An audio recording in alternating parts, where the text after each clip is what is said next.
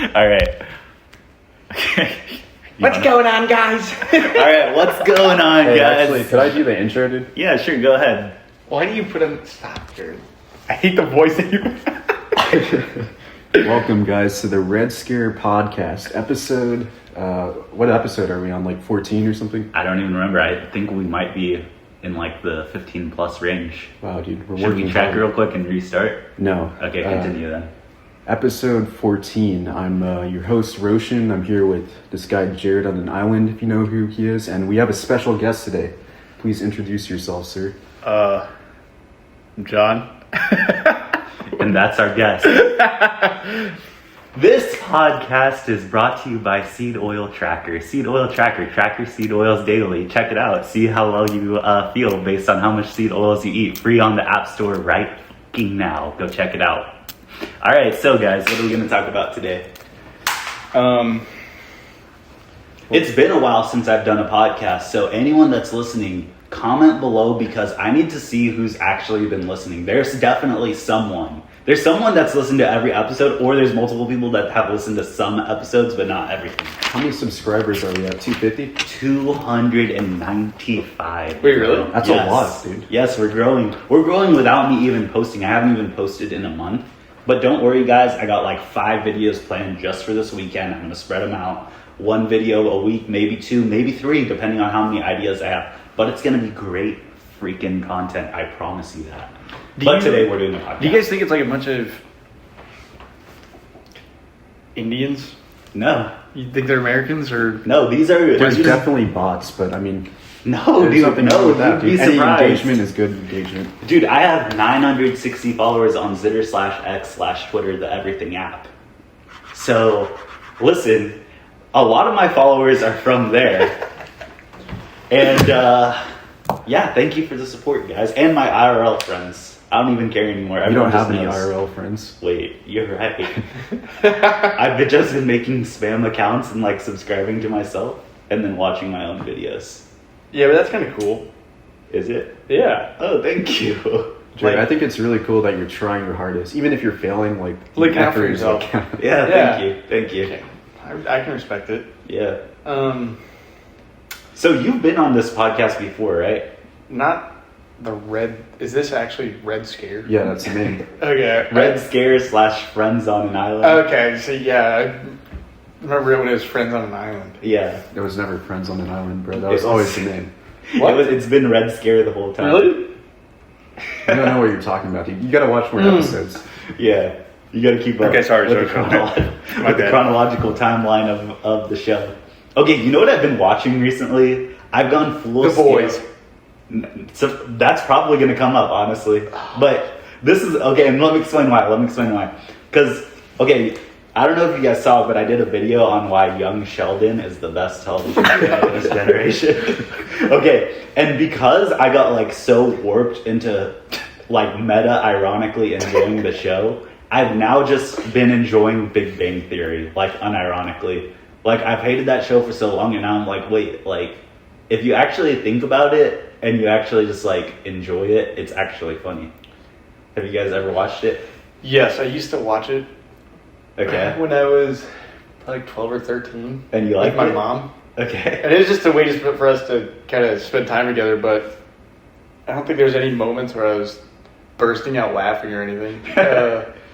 I'd say it's more of one of those shows where it's almost background noise, but your brain just, I don't know how to describe it. It's kind Did you even get, like, most of the jokes? Because most of them are, like, yeah, you're right. Half of them, well, like, the whole thing is that, like, half of them aren't even funny. Did you even giggle?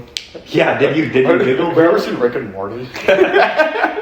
Okay, but bro, like, half of the jokes aren't even jokes. They're just, like, scientific references, and then there's a laugh track, right? But also, at 13, like, the other half of the jokes, like, is about, like, hookup culture and stuff. So did you even get it? Yes, obviously. I wouldn't I have was got really it. advanced. You did Yeah, know at it was 13. science. You knew a lot of adult stuff at 13. That's kind of worrying. That Or was were you kind just of that worrisome. cool?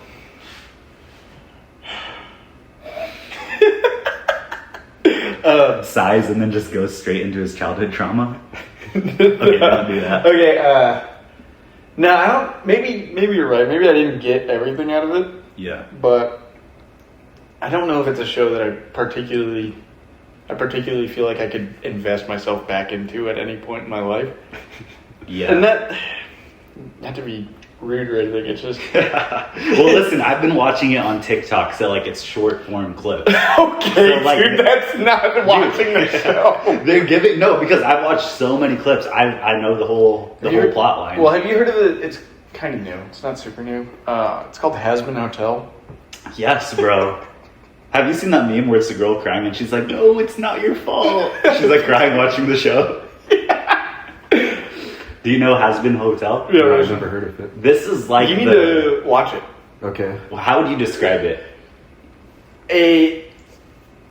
So you know the crowd that watched Rick and Morty, like the Reddit crowd that watched Yeah. Rick and Morty? And Steven Universe. Yeah, take that, but add 10 years onto them. So they're adults now, like the Steven Universe crowd. That sounds great, dude. So they're a bunch of like adult trans women or something, or Yes, this is like the show for they them. They have like half the amount of forearms of the general population. Dude, forearm muscle. It's like anyone, for 10 plus years from Steven Universe or Rick and Morty, and then like children like 13 up that are like they them people. Yeah. And they think like cursing is the most edgy thing you could possibly do. This is like their show. They're like, I'm being serious because I'm saying fuck. Yeah. Like they'll just. It's like, I'm fucking going to the fucking store right Yeah, now. yeah. Like that type of thing. You know when a third grader starts cussing and they're like, you piece of shit, and it sounds super. It just doesn't flow at all. That's basically all of them. I don't know how to do it. And so the whole show is about angels and demons, right? And they're like in hell or something. Yeah. So The fact that I know this. So hell gets too crowded, so they're trying to save souls to send up to heaven. And Bro, watch the show. Dude, my staff sergeant. You watched it? Yes, he would show me and this other dude like 10-minute long clips, Bro. and me and this other dude, because we were both his subordinates, we just had to sit there and like, yeah. Because it was basically the three of us on the shift, and so we could be like, dude, this show fucking sucks, dude. Because he's overall a nice guy, just really cringe. That is like the worst thing ever. Like, okay, I think at a certain point you just learn never show anyone anything in terms of video clips, because it's just never funny when you show it someone on your phone. Like showing anyone anything, if anything, even sending them a link to watch it, like half the time is like, I do that to you on Zitter. well, sending us a post is a little different, but like showing them in real life, it's just not good. I think there's a if it's shorter than 30 seconds, then I think it's okay. Yeah. Because if it's anything past that, then the person that's having to watch it is like, all right, well, Please we're let just me gonna Please end let me go, please. 10 minutes is a crazy long time to sit there. Well, he would like set it up and then walk away and go do something else and be like, wasn't that funny, guys? And we're like, yeah. I think the last time I did that to someone was like Impractical Jokers. Like it's just not funny unless you consented to it first. And it's like, okay, well, it's just not gonna hit the same no matter what. Has anyone ever, like, have you ever recommended something to someone and then they're like, yeah, bro, I loved it. Like no one can ever think of something like that, honestly. They usually have to grow into it after like months. Yeah, I can see that. I don't know. I think there's been a couple movie recommendations. It has to be something that you, I think, commit to. You know, mentally you're like all in, or it's you heard somebody mention a movie and then you stumble upon it and you're like, oh, I heard this was good, and then you watch it. Yeah. And then you have a more open mind to it. You know. Yeah. So I think that's the only real way. You have to really be forced into it, I guess. You know what's interesting? Like, this whole culture of just hating whatever movie that comes out has like gone completely mainstream. Have you noticed that? Like everyone just hates all movies now. but there's a certain crowd that will just watch it anyways. Yeah, that is true. But movies do suck. Yeah. Movies, I think past 2016, most movies have sucked. But are they getting worse than, okay, COVID movies were horrible, but like now are they even worse? I just have been so detached that I don't even know. Jared, answer this question, dude. Yeah, go ahead. As someone who's not as culturally connected as you are, what is like the average like process of you watching a movie? Is it just like your family says like, oh, let's go out to watch a movie? Yeah, my boomer parents have to be like, we want to go see this movie that came out because everyone's talking about going to see it at the movies. So that's how you see movies? Yeah. Oh, okay. How do you? I don't watch any movies unless like my friends invite me or some shit. Well, I'm inviting you guys. We should go see The Odyssey, and then I don't. I want to make a video about how bad it is. I'll only watch it if it's pirated. Okay, so pirated version, we can all watch it somewhere. You down? When's it coming out? We can hate watch it. That would be fun. Yeah, but I don't want to give it money, dude. I really don't. I don't know when it's coming out. Elliot soon. What? Elliot Roger? Or wait, no. It's Elliot Page. Elliot Page. That's right. That person's in it? Yes, that person is playing Achilles. No, that's gotta be a joke. No, it's not a joke. I don't think. That's not okay. That's not okay. They don't care about it being okay. They made Helen of Troy a fucking troll. There's no way that's true. People keep saying that. There's no way that's true. I think she's a different character. I think she's like one of the. On the IMDb, bro. I think, that is so horrible. I'm choosing to believe that is like a I literally just looked this up. So they're just trying to like desecrate like ancient art. Yes. No. Unironically, yeah. So I've actually been listening to the Iliad in an audiobook form. Okay. And I have a video idea, and this is gonna sound so larpy and cringe, but trust me when I say this, I think there's potential. Okay. So this is I've been doing research. So when Homer wrote the story, right? The story was around before him, okay? And how it was told was verbally, right? But people didn't just speak the story; they sung it or chanted it, right? And it was in a rhyme scheme that only really sounded good in ancient Greek. So I was thinking, well, has anyone done it in English? Has anyone sung the book in English? Because one, if it rhymes, then it's got to sound cool, right? And two, how does that work, right? So apparently, yeah, it doesn't sound good in English, but there are versions where it does rhyme throughout the whole thing. People rewrote it so that it does rhyme. So I was like, okay, that would be kind of a cool thing. Imagine Soulbra, chanting the Iliad. I would listen to that. Not gonna lie. So I was like, okay, I should do that. That would be kind of cool because I did see a video of someone chanting it in ancient Greek, and I was like, okay, that's kind of. Wait, can you bring me back up to speed? Who is Soulbra? You don't know? He's one of our idols. He's one of the greatest. I kind of took a big step back from Zitter. Yeah, from all of that. So Soulbra, with a few exceptions, is one of the guys, if you remember, that was one of the first ones to be sun balls and don't wear underwear because of the microplastics. All sorts of ancient wisdom. So niche micro celebrity kind of. Yeah, but he's pretty big. People know him. Yeah, but is he? Maybe not to the mainstream. Yeah, imagine outside of the niche, is he big? Okay, Paul Saladino, but cooler. You don't know Paul Saladino? No. You know who he is? Yeah. Right? He's a older Soulbra, but he's more talking about diet and health stuff instead of aesthetic. Basically saying you can eat only red meat and things like that. Okay. He was one of the first people, other than one of the first. Michaela Peterson. Michaela Peterson. Where is she now? Dude, she's gone, bro. Which is kind of smart. I hope she's doing all right, dude. Yeah, I feel bad for Jordan Peterson, unironically.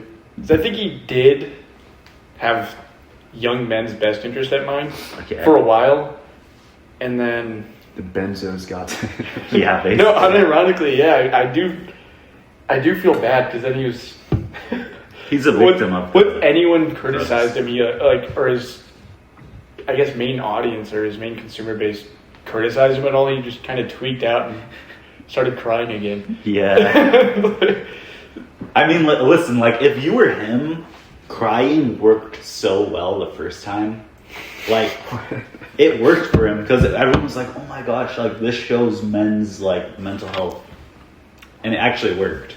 But then after like the next couple times when it was his own base, they're like, oh, okay. Yeah, well, yeah, because I think the first time it was sincere, and then the second time it was kind of him throwing a fit. Yeah. Yeah. Which just sucks, man, because like, how come we never get to keep someone that's like, okay, sure, they've done something bad, but we never stick with them, you know? Because like let's just say like the alt left has Hassan Piker. They all don't really like him because he's done bad things, but then they're like, oh well, he's like the best like PR we have, so we'll just keep promoting him. But we don't do that. Yeah, we do. Like with who? Well, I can name some figures, but yeah. I think what it is they're all much more unified on exactly what they want, whereas far right or just right, in general, not. I don't know what's a alternatively. I don't know where the line is on this. Yeah, but I mean, listen, we are not like specifically anything extreme. I just mean we're like, just We're just talking about like, because we're younger guys, we generally fit into like a more right category. So, but when we're talking about the extremes, because if you take, I don't know, it's kind of worked to a benefit, in my opinion, that we haven't had any one guy, because if you look at 2016 or pre-2016, it was, you had Ben Shapiro, you had Steven Crowder, things like that. My heroes, just kidding. and then everyone kind of turned on them, and then it kind of consolidates. It's been consolidating where there's 10, 15 pundits for the right, and now it's credible ones are pretty isolated or more concentrated into. Well, think about it. Right now, we like literally besides Nick F. and who's that? Besides that guy, and I'm trying to think who else. Who else is like a prominent guy? Oh, Jared Tucker Carlson and Jared on an Island. Yeah, those are like the three guys where it's like everyone knows them and like can be like, okay, well, I kind of agree with most of what they say, but like nobody's pushing them as people, you know, except for like Nick F has his fans that do that for him, but like he has so many more haters than like Hassan Piker, I feel like. Are you sure? I disagree. Like true haters that are constantly on him. I don't know, maybe not. Maybe it's just like because of my algorithm. Maybe it's because of your autism, dude. Yeah, that's. I think if you're in the Hassan camp or the Nick camp, if you're legitimately a part of the Nick camp, like if you're spending $100 for a super chat. Or in his Telegram. or if you're like on a subscription. Those are both very isolated camps, but I think it's because it's been more acceptable to be left-leaning, just be communist or whatever, liberal to any degree, has been more accepted. Yeah. So they kind of got spoiled, and so they'll show up to Nick's house.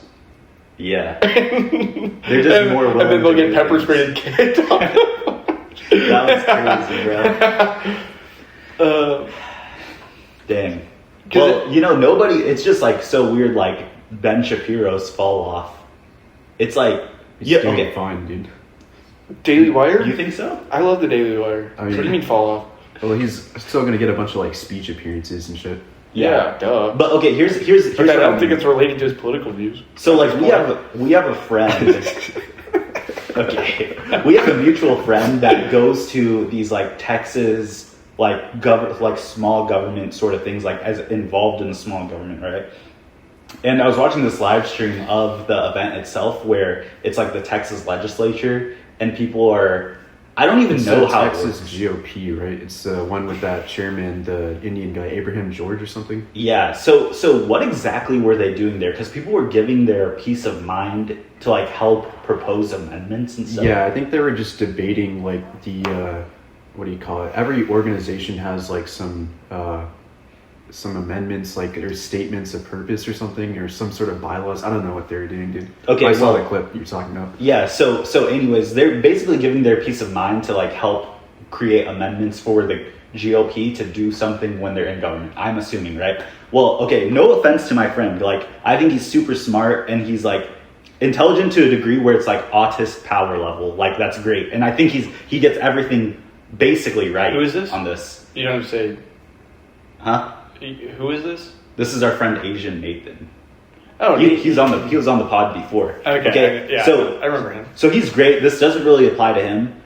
But the thing is, everyone there, like, is some variant of extreme autist, right? And it's like every spectrum of autist is there, and they're like not okay. Half of them, more than half of them, are not okay, and they do not represent the general public. And they're diehards for things that are like only an autistic person would have a special interest in, and have no relevance to how the average person feels. And of course, politics is their hyperfixation, and they just go crazy on this issue. So there's that people there screaming and yelling about, okay, like Israel is an important topic, but both sides are there and they're screaming and yelling about it and doing like every, like point of the matter that doesn't even apply to the American public. So it's just insane, like that in reality, these people are in control of the system and they're just pushing all this forward. No. So it may seem, I don't know, it may seem like there's, because like you said, all these autists are at this event. Yeah. Preaching super loudly. Well, I went to this bar. No, you know the bar, the Angry Elephant? Yeah. I went there because somebody had invited me for a fundraising thing or whatever, just to go hang out. Okay. It was Ken Paxton. You know who that is? He's Yeah. the guy running against Talarico. But all those people were still so on board with Trump. Mm-hmm. Everybody there. And to me, is no longer that big of a fan of Trump. I was like, what? I was kind of blown away because I don't know, my circle and the people that I'm around that are my age don't really like Trump either, and they're kind of in the same wavelength as I am as to why, you know? Yeah. But so do you think they were all for Trump because it's like a fraternity sort of connection at that point because they've just been involved in the spheres for so long? A lot of them were older, certainly older, Gen X and up. Okay. Even some millennials, but I think it's just almost impossible for those people to see anything other than kind of what's been thrown at them their entire lives. And so when they get something that's on the fringe in quotations, but still maintaining the status quo, they think that that's actually doing something. Like Trump draining the swamp didn't actually happen, but because the PR or the optics were so good on it, everyone's stuck to it. Like any Trumper is still stuck to that, or like that he's actually making the American government better, but it's really just the exact same thing. So they can't possibly conceive of anything further than that. Yeah, you know, because they're like, oh, we don't need fringe. We already got fringe with Trump. Exactly. So I don't know. So the thing is like this whole idea of like this interconnected community that is just completely involved in politics made me think of something, and it made me think, okay, the founding fathers, when they had this envisionment of like democracy and everyone being involved, it kind of made me think, they didn't want to say a quiet part out loud, which was that most of the community wouldn't even partake in politics, and it was really like, I mean, would you call the founding fathers autistic? I don't know. I mean, they were pretty smart, but maybe autism wasn't a thing back then, dude. They didn't have the vaccine. So let's say the high IQ individuals that could hyperfixate on something like politics, like they knew they were going to be the only ones involved anyways. Well, they weren't like hyperfixated though. Weren't they just like polymaths? Like they were good at everything. Yeah. But why don't we see that today? Are they just not, they just don't want to be in the spotlight? Well, if you look at the average life experience of people back then to people now, we're in school, we're in high school, or basically forced to be in a 8 hours a day school up until we're 18. For them, at probably 6 years old, you were doing labor for your family to some degree. If you were getting education, it was from your mother, and it was very basic. And if you went to college, you basically had to be rich or had to be super talented in something. Like, who was it? Ulysses Grant. His family was not super, but they were very middle of the pack in every aspect. But he loved horsemanship so much that he got a recommendation from a congressperson or something to go to West Point, and then he was able to do that. But how many kids do you know like riding horses or being in a battle at 14 years old? There used to be orphans used to be ammo runners on ships at like 10 years old, dude. We don't have that same experience where it's like multiplying it for them. Yeah, I think young people in general, mostly young men, are very neutered in terms of like what they feel is they're capable of, because this is going to sound kind of basic, but like just because they're stuck in school for so long. Yeah. And that's not really how anyone has ever lived for thousands of years before us. And I don't think our brains are necessarily wired to be sitting at a fucking desk for forever, you know? Yeah. So you think people do you think people would be more involved if they didn't have that, and then it's just like, oh, everyone would care? Or do you think it's more like, oh, back then, because the founding fathers had this longer opportunity to become obsessed with it, that like is why they were so relevant in the time? I definitely, a lot of them were a part of an aristocracy for sure. Okay. Because you can't be poor and be landowning essentially in that time. And so that's what made America, that gave America the American dream, is that there's all this land out here, and basically anyone can become what in Europe would be nobility, landowning, you know? Yeah. And so if you were pushing any of these frontiers, you had a much different experience to life than what we have now. So it's, I don't know, I don't want to say we have it too easy, but it's made an environment where it comes out like this. Yeah, it's, I don't know, to me, if I want my kids to be super proficient at something, maybe not fucking blacksmithing or something that they were doing back then, but if I want them to be super good on a computer, I think I should start teaching that to them young, not teach them literature, basic math, things like that. Like all those things are good, but are they as good as being obsessed with one thing? Yeah, are they crucial? Because people having their jobs, unless you lived in a city, their jobs were just their lifestyle. If somebody needed something from you, they'd go over, and that was just what you were doing at home, you know? If you were making something, that's what you were doing at home. You didn't have to drive 30 minutes to work, be away from your family. You raised your kid in that environment, and that's why the kid would be so proficient in that exact same thing, you know? Yeah. And it's, like, imagine living at home, and people go to you, and they're like, yo, Mr. Blacksmith, I need nails. And you spend, like, 3 hours making nails, and then you just kind of relax, or you're doing other projects, you know? It's not necessarily a job at that point. It's just, oh, I live and do this, you know? Yeah, I was thinking about that when it comes to, because people always say, oh, those aesthetic churches that you see from the olden days, those took hundreds of years to build. And while that's probably true because of how grand and like big they are, I was thinking, okay, if you're someone that like builds statues, the statue could probably be done with perfection, like in a way shorter amount of time than people actually think, because you spent your whole life doing that. Yeah. Like, same thing with the nails and stuff. Like, you're not going to screw up a nail if you've been making nails for every day for the first 10 years of your life. Yeah, exactly. So what's your point? You're saying specialization, there's more specialization back then? How does that make it? I'm just saying that these, what would you call them? The polymaths. Polymaths? Yeah. Maths? Polymaths, yeah. Okay, yeah. I haven't heard that word in a long time. Polymaths, yes. So most people weren't destined to vote in that time. Yeah. And so that's why you had the aristocracy, the landowning people, kind of making the decisions. That's who was the Continental Congress and whatnot, was these highly educated people, because most people weren't super educated.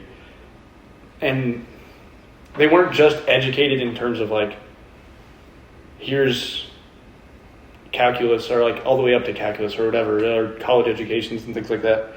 They were also very experienced by a very young age in terms of how life works, essentially. I don't know how to explain it. I don't know. What do you think? I still don't understand your point. Like, what's your point about like going back to like autistic people at like a Texas GOP conference? Yeah.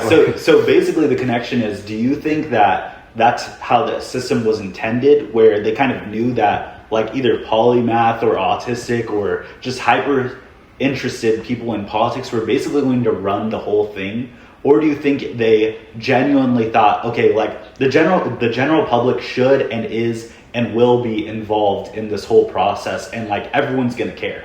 I would imagine it'd be a mix of both, but the people at the top would be the people who are a little more acquainted with things, who understand how things work. See, and the point I guess I'm making is that I don't think it is a mix of both, or at least right now. I don't know if it, like, that's what I'm saying, was it intended to be? Because I think right now people don't know it because they don't go to those events. But like, if people went to those events, they'd see that the whole thing is ran by people that are like not normal. Yeah, I think kind of what I was getting at was it was never intended to be the general populace is taking part in what's actually happening in the government. Okay. Because back then, those weren't the general population anyways. Like, why? I just don't get why Freemasons would give up power to non-Freemasons. I get what you say. I don't think that they were necessarily... They weren't all Freemasons, and I don't know how big of a...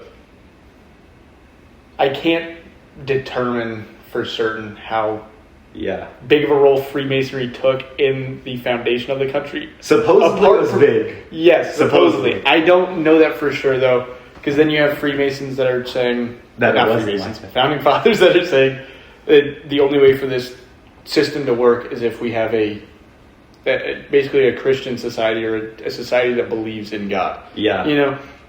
And Freemasonry... Yes, they promote that you have some sort of higher power belief, but I don't.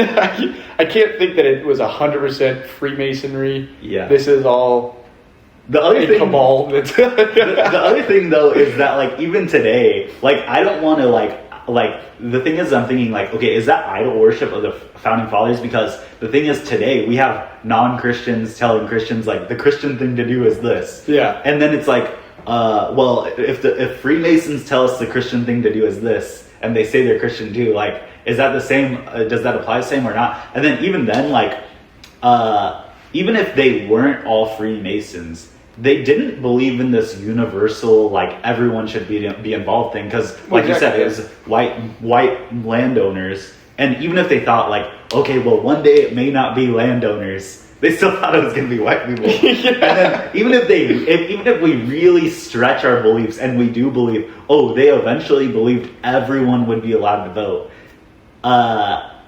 They still only believed it would be like American citizens. So there was never a universal thing of like everyone's involved. Yeah. So I don't know.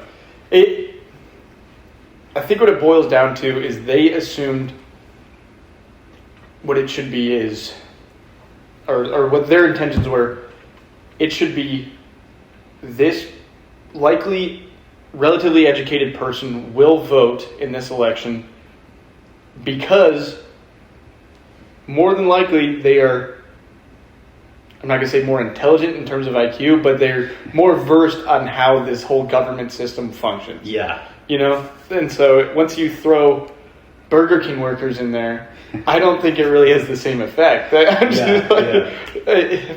wonder if there's any writings of them talking about like what they would consider like low class people being involved, or like peasants or I don't know, that there wasn't really an opportunity to be like the stereotypical white trash back then. You just like were the general public. Like, like the street, maybe like a street beggar. Did they ever talk about wanting a street beggar to be involved in politics?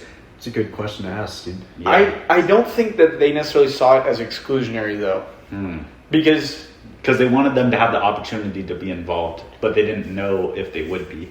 well, technically, based on the American system, that homeless beggar could become somebody who has power. You know? Yeah, And that's kind of what their foundation, or the foundation of their thinking was, their that makes logic. sense. So I don't think they necessarily thought it as this beggar should never vote. I think they thought of it as, well, we have all this land. If you are making something out of the land, if you are homesteading, whatever, I mean that came a little bit later, but if you are able to provide a meaningful impact on your commonwealth or colony, then you should have a say in how it functions, you know? And the only difference between America, because America was liberal when it was founded, the main difference between America and the rest of Europe was noble blood in terms of landowning. So like, to them it was very inclusionary. Like anyone could become this noble class. Yeah. Whereas in Europe, You had to absolutely, be a part of a family. you were born into it, or you had to do some sort of great achievement that would get you knighted or whatever. That makes sense. Well, yeah. How do you know that you aren't like a salmon? And I'll go into that one. I'm just trying to think of how I could possibly interpret that. Okay, I'll explain it again on the video. But basically, it's like a salmon when it's breeding season, they have to go and swim all the way to where they're gonna lay their eggs, and they don't eat, they don't do anything, but they swim to this point where they originally were born, and they somehow remember this, and they have this drive to fight the current all the way back up the river. Okay, let me get your thought on this, because I'm going to make a video on this anyways, but we can keep this one pretty short. So salmon, right, when they are ready to have their eggs... Where's this transition, though? Don't worry about a transition. Okay, it just cuts go ahead. through. Because I just cut it so quick that it just sounds like we're just moving on to the next topic, of which we are, listener. So here we go. So salmons, at a certain point when they're ready to... Salmon, dude. You don't pronounce... Do you pronounce the L in I think salmon? you say salmon, yeah. Salmon? Salmon. Okay. That's not an L. There's an L in there. Yes, there's an L in there, but you don't Yeah, pronounce you it. don't say Okay. It's silent, dude. So salmon. The Samson option. So semen. Just kidding. Okay, anyways. So they swim upriver when it's time for them to lay their eggs. They do not... Okay, does a fish know where it is? They just know to swim upriver. I assume because they just know to swim up the current, right? See, the correct word is actually upstream. So Upstream. Try to be more concise in your language. Okay, so they swim upstream, right? They have no urge to eat. They have no urge to do It anything. is in here. Okay. And they literally go until they can't, and like many of them die, and then they go and lay their eggs, or like breed up the upstream, and then they have their eggs, right? Why? That's the question. They have no conscious idea of what they're doing, but they do it. What right? evolutionary pressures resulted in such a behavior? Well, that's a good question to ask, but my point is, how do you know you don't have evolutionary pressures to think the same way? And if you do, why would you not follow it? And you not following it could be an evolutionary pressure. Like, that's what consciousness is, right? It's like an advanced evolutionary system to betray your own evolutionary system, right? So, but like the whole thing that I'm thinking about is like, sometimes you do follow your biological imperative, and you don't know why it's happening. You may just do it, but if you just accept that and do it, honestly, like sex is one of those. Yeah. So Got it right. Yeah. yeah, so like it's just an interesting thing to think about, like your day-to-day life. How are you doing it? Because everything is like a distraction from that. I mean, honestly, like sex is one of those that it's like in a natural environment, people just figure it out. There's a lot that could go wrong, just like in nature, like so many of those salmons die, and we don't have that opportunity anymore to have like a lot of us die. We just kind of use our advanced system of interfering with our own biological process to filter that out and have it not happen. And we have like this moral code that says people shouldn't die, right? So it's like, it's just really interesting, like thinking like, okay, well, there is like a compass of morality from nature where it's just like, compass. Compass. Where like people, lots of people could die, and that's like a completely fine thing. And I think I've talked about this in videos before. I think it connects the same idea where it's like, you know what, if you try and fail and die, you still accomplish something in life. Like really, you're just one of those salmons that didn't make it, but there's still honor in trying. Like the salmon that gives up and just dies the first foot downstream, that's like kind of more sad. I think a real parallel, a human parallel to the salmon swimming upstream, I would assume that it's because downstream there's going to be more predators, there's going to be more fish, you know. But there isn't. They could eat and live happily downstream. But for their eggs, because they have to lay their eggs. But why? To reproduce. But who told? Like nobody told them to do that. But I'm saying that because at some point they didn't. Yeah. At some point, all of the salmon that were laying their eggs downstream that didn't have that biological route implanted in them all died off because all of their eggs got eaten, you know? Yeah. But I would say that a human parallel to that is people now wanting to move out of cities. Like, if I live in this city, i.e. New York or Chicago or wherever else, then my children may not have as many opportunities or may not be able to have the luxuries of life that I have. Maybe not die, but they're going to be trapped in this city for the foreseeable future, and I don't want them to be raised like that. That's actually really interesting that you say that, because if you interpret it the same way that what happens with fish, where the majority of the fish are in the most dangerous place by pure accident or whatever else, like it's not their choice, but the bears go where the most fish are, right? Yeah. So like the city is the place where all like extremely unwell people go. Yeah. And then on top of that, the majority of normal people who are in the city, a lot of them choose not to have as many kids. Mm-hmm. It kind of does filter out the population that way in the long term. But if you want your kids to be elite human capital, you probably want them to be in the city. You want them to at least be close to like some sort of like higher class. If I want my kids to be like basically cattle, if you will, human cattle, to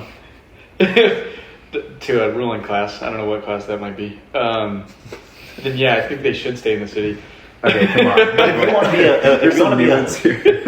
want to be an aristocrat, like a highly educated human, like that's what you're saying, right? Like someone that's like extremely educated on top of society, which would be like majority in the city. You do have to be in the city. You do have to be an urbanite. I kind of disagree. Okay.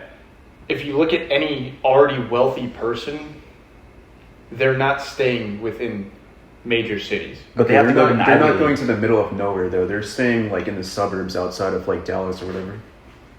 Look at Epstein, bro. Okay, that's a billionaire. Yeah, that's what I mean. Like, but Epstein was involved with universities. He was at universities most of the time. Okay. I guess I can see where you guys are going, or where this is going. Yeah, that does make sense. I get what you're saying too. Like Rothschilds don't live in the city, and if they do, they have plenty of other places. They definitely don't live in fucking BFE. I don't know where that is. Buttfuck Egypt. Oh, okay. It's just a saying for like living in the middle of nowhere. Please don't use profane language. Okay. Okay, sorry. No more cussing. So, okay, the Rothschild, you know what's something interesting about the Rothschilds? They have a quarterly family getaway. And I'm like, you know what? The Islanders need to do that. We're going to plan that 2027 quarterly Islander getaway. We're going to Little St. James, everybody? Yes, we are. Dude, think about if I took all of my subscribers to Little St. James. Like, genuinely, that would be a cool would show up? 5.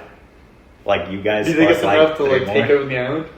We don't need to take it over. We're just there to be tourists. Enjoy There's that guy attraction. who had that cult. Like, I forgot his name. There's a guy with the long hair or whatever. Jared on an Island? Jared Leto. Oh yeah, Jared Leto. No. It's the. I'm trying to remember his It's name. Charles the Mason. guy who played the Flash. Is that who Manson. you're talking I don't. about? Wait, when was this? I know Yeah, what you're talking about. It was probably like 20 or 40 years ago. Oh yeah, Manson. Manson. Charles Manson, yeah. Okay, And then I'm you thinking saw him of in the trials with the little symbol on his forehead. That guy. Are we talking about Waco or the? Yeah, No, I think there's a lot of long thinking- hair. There's every cult leader has long I don't hair. know that much about this guy. I'm thinking of like that David Koresh guy or whatever. Oh Okay, yeah, yeah, the that was Jewish Waco, guy. yeah. Yeah, Is he Jewish? he was like ethnically Jewish. I thought he was Aryan for some reason. Are you Okay, sure? I'm pretty sure he had partial Jewishness in him. I don't know why that would matter. But he at didn't. all. He wasn't. Yeah, I don't see religious. the relevance. Okay, of that. I just knew Is something that about him. It's My kind of bad. anti-Semitic to say. so. Well, no, I'm just saying, dude. I'm a cult leader. Why would I hate on another cult leader? Well, dude, I'll just say this, dude. You're partially American. I'm partially American Indian. That's true. Native American. But I don't mean any offense. But Native Americans were Roman, so I don't know your point. Well, there's no point. I'm just stating a mere observation. Yeah, that's good. I don't mean it in a I like malicious way. observations, bro. I like it. I'm not trying to be malicious about it, though. Just like Okay, how you're that's- not being malicious by mentioning his Jewish ancestry. So yeah, the Rothschilds have this getaway. If we went to Little St. James, that would actually be kind of cool. Like any of those islands, obviously. That one, I feel like there would be like evil energy even being around there. But it would be kind of interesting to like witness that. What if you went to what is it called? I would just like to go. Bohemian Grove. That would be cool too. Because most of the year it's. But that's still active though, isn't it? Like, don't they still do that? Yeah, but it's only like once a year that they actually host something. But I think the rest of the time there are guards and stuff. I'm not sure though. Yeah. What's Just- Bohemian Grove? That's the one that Alex Jones went to, and they were all worshiping the owl. Started by like Mark Twain or something, or like he was involved in it. There was a That's lot how of people old involved was. in it. It was there were But- presidents and things like that. Yeah, it's just like guys going and then they do like It's like a Freemason thing. Oh, okay, some cult type Yeah, stuff. yeah. yeah. So So demon worship of some. I don't variety. think I'd like want to like burn effigies like in some sort of worshipping way. You probably shouldn't. Yeah, but I think it would be like like how at Burning Man they like burn like a giant structure. Or they all bathe in poop. Or no, that was the other one. Well, they do that by accident like at any major concert. But I think burning something would be cool, just because I like fire. Like a cross. That's, Like what? A cross? Well, no. Okay.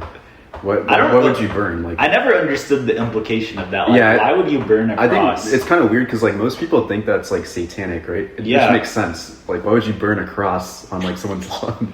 You know what I hate? I hate how there's like edgy people on Twitter, like I don't even know. Like I think they're like Orthodox bros mainly, but they're like, actually, the upside down cross actually doesn't represent satanic stuff. It actually represents whatever. Like they give the lore. St. And, Peter's thing. Yeah. yeah, and I get it, but it's like nobody that is not religious sees it that way. They all think it's like satanic. I can see both sides. So I think the symbology of it matters more to the Yeah. average person who Oh. doesn't interpret it as St. Peter's cross. Is it St. Peter or St. Paul? Do you know? It might be Saint. I think it's Pete. I don't I know. think it's Peter. I don't know. But regardless, I understand that the symbology of it is more demonically focused if you don't know the history behind it. Yeah. But I think it also loses a lot of its weight because most of the time they're doing it to be offensive or to Yeah. cause some turmoil, for Christians or for actual believers. And I think it loses a lot of its effect once you understand this is just a appropriated Christian symbol. And the same thing goes with the pentagram. Like the pentagram used to be a Christian symbol, but then they just flipped it upside down, and then now it's Actually, yeah. dude, the pentagram is like the coolest symbol ever. It's super easy to draw. Like it looks cool. I wish it weren't satanic, dude. But it's not very. Any edgy symbol looks cool. Let's just be Yeah, real. that's true. Yeah, that is true. Like honestly, it really does. Even the cool S, even though it's not edgy, it does Shut look the cool. fuck up, dude. Just for the listeners, I showed Roshan how to draw a cool S. right? he's an immigrant, so Yeah, and the thing is, like, I never. Okay, were you ever somebody who wanted to do graffiti? Yeah, I guess so. Not really. What about you? No. I can see the appeal of it, I guess. Yeah, I could see the appeal of it. I've always thought about like doing graffiti, but it's just not like street art isn't cool enough to do. Like I would want to do some massive graffiti project. It's like massive. Like mural. some mural or something, just like across the whole side of something like huge. And I like when they use really freshly painted colors. You should do this. Yeah. Put that on a wall. That'd be really grand, yeah. What's written on this paper? Grand and spectacular. I like how you used grand, man. Thank you. Yeah. Grandiose. But That really involved vocabulary. anyways, yeah, I don't know why I brought that up, but like spray painting does seem fun. But anyways, what do you think's gonna happen in Iran? Honestly, I haven't been keeping up with it. It's getting kind of boring now, right? Yeah, it's boring, dude. Trump just keeps giving new, like, the most boring responses. He's trying to find a way to make people not hate what's going on. Really, they're like to be mad at Iran enough so that they have other options. Yeah, like Trump is just like going back and forth. You have no clue what's going on. Like, is there a peace treaty or is there not? There's just a bunch of misinformation. Like the Iranian government saying stuff that's Is that intentional though? Maybe that Like, might be part of the strat, or maybe Trump's just a. It makes Trump look too not in control, though. That's why I think it's not intentional. But Trump wants to look like he knows what Okay, everything's going on. yes, I know the political, or not the political, but like the talking point. Trump's Yeah. an egomaniac. Yeah, I've heard it. But like, do you think he's dumb enough to not? It's still going. Yeah, as long as they little yellow things up there. Do you think Trump is too stupid to realize, like, okay, well, if I don't know, because how could I phrase this? You know the whole Trump 5D chess crowd from 2016 to 2020, basically? Yeah. I want to almost say that maybe they were onto something. Like, maybe Trump genuinely, like, I have this holdout, like, maybe Trump is actually Playing some huge game that we just can't see. Because, like, if you look at this current presidency, in effect, he may have made himself look like a total jackass, but he has exposed so much, like, that's going on, whether that be Epstein and his lack of ability to release anything. I don't think he would hype it up so much if he actually was like going to be the main like the main victim of it, or victim of Or blackmail, villain, you know what I villain mean? of the story. Villain, yeah, exactly. I mean victim of blackmail. No, But- Trump, don't blame yourself. Husband, don't tell Trump. So like the Epstein thing, how involved this particular foreign nation is in our government, things of that wouldn't have come to light to so much of the population had he not acted in this manner that he has been. You know what I mean? Yeah. So you think it's intentional? It could be intentional. I'm saying that there's a chance, and I'm not saying it's a high chance, but I'm saying like, because like the thing is with the Iran thing, people do say, well, it's been war games for so long that our deeper government has like thought about this for so long. They wanted it for so long. Why would they not have thought this through? And then people that are looking at it from like an economy based thing. They're like, obviously they knew what they're doing in Iran because that's why they did the Venezuela situation first, and it worked out this way with Texan oil and Venezuelan oil. And Bro, there's gonna be like no oil from Venezuela for like the next like 5 years at least. well, now, especially now because of the earthquake. Right. Did you see that? That was Yeah, a wait, what was crazy that? earthquake. Like 2 days ago. Who did that? 1.1 earthquake. Dude, that actually was something I thought about because I was like, what if they destroyed all of like the capital of Venezuela and all that stuff? Now they have to be like, okay, please America, come help us rebuild all this. Yeah. Like that actually would make So sense. they like shifted like the Jewish like weather control, like Hey, shifted wait, the hold on. tectonic plates or something. Like what are you do you saying? need to cut that out? Yeah, that's fine. Okay. No, like I think. Do you think the government has the ability to cause tectonic plate shifts? 100%, dude. I think they have the ability to like use like space lasers to control the weather and like manipulate time and space and stuff. Undoubtedly. I think they can control the weather, but it's like, why would you want to? Why would you want to waste all that money doing that? Same with Well, any weather situation like that. Because they do the cloud seeding. They But can cause it to probably rain. The cloud seeding crowd used to look like they were fringe conspiracy theorists 20 years ago. Yeah. But we started that in the 60s in like Vietnam. Yeah. And It was always real. well, yeah, no, that's what I'm saying. It's always been real, but it was super fringe. So like, why wouldn't they have more technology from the 60s to now? Like the amount of technology that's been introduced to humanity as a whole between like not even post World War II. It's been shorter than that. Like since basically the 60s, 70s even on, we've just had all of this technology just thrown at us. And so who's to say that they don't have something that can do that now? And But the thing is, there's also the psyop where it's like, well, they're just saying we have this technology and stuff. In reality, we haven't had anything truly invented since 1940 because they're just using it to make you scared of what they have. Like this thing where they found the Iranian guys Yes. and they're like the heartbeat thing. yeah, I think that one was fake and hyped up. Mm-hmm. I do agree with that. There's a gray mist that they have where nobody knows what we have and what we don't have. It's just, and it's done on purpose. Yeah, it's definitely intentional. Like, they weren't stupid about it, for sure. But if you compare just in military technology that I've seen versus World War II, the advancement of radar is insane. Yeah.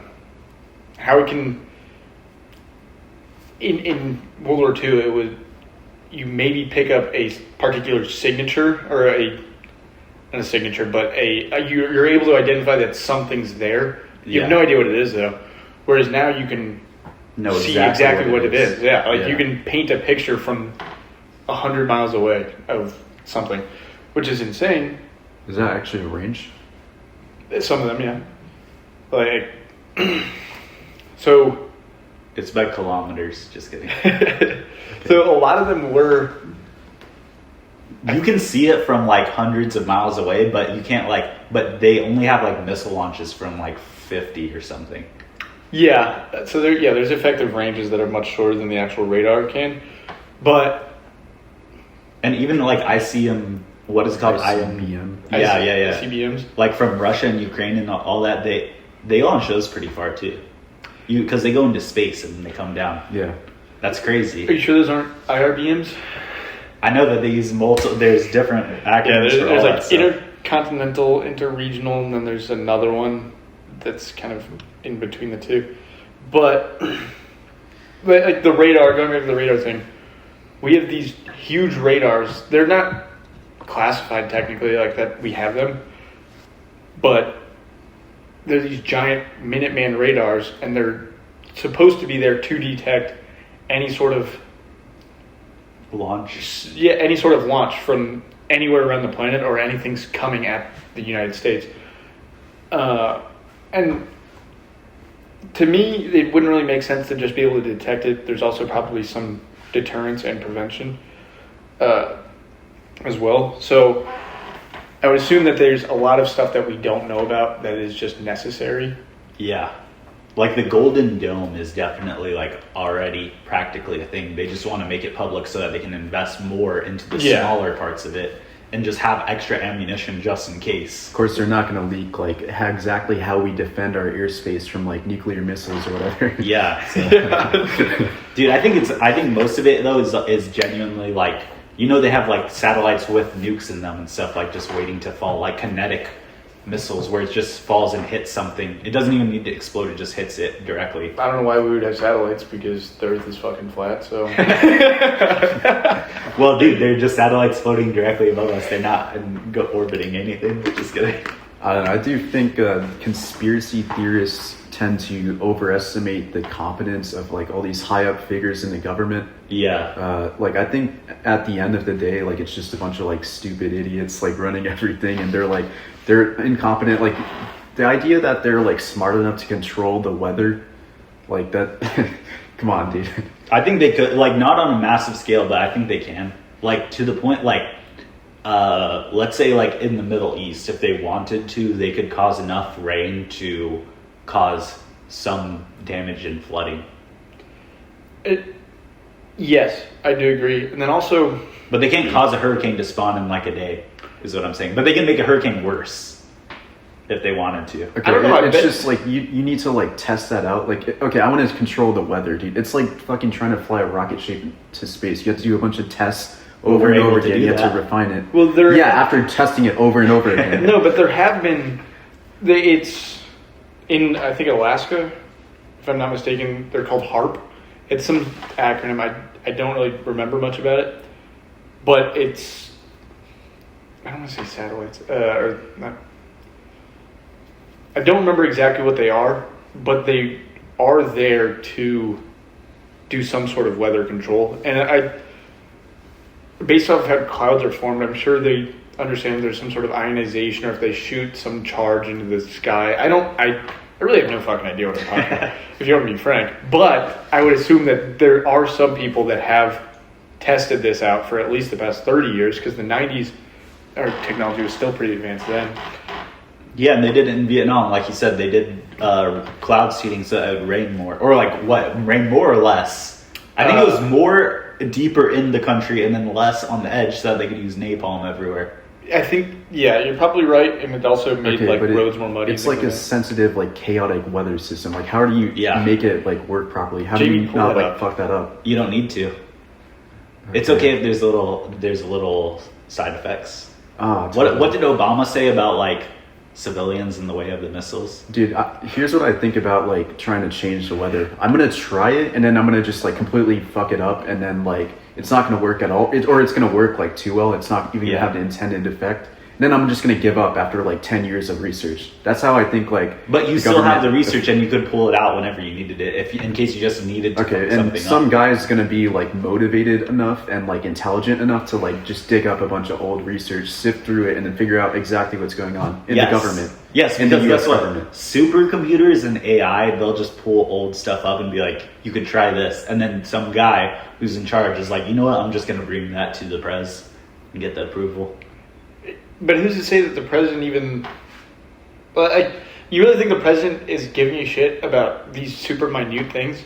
No, but I'm just giving the instance that someone has to approve it. Some higher up has to be like, okay, go ahead. Because do you know John Kirkanaku or whatever? Kiriakou, yeah. Yes. He, like, if you listen to what he says about how the CIA worked, it's mainly like the manager says, okay, you can go do whatever you want.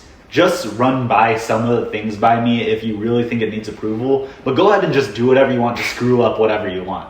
Yeah. And then they're like, okay, sir, well, I'm in charge of the Middle East operations, so we're going to we're going to torture this guy until he's like practically dead. We're just going to move through because we need to be doing something.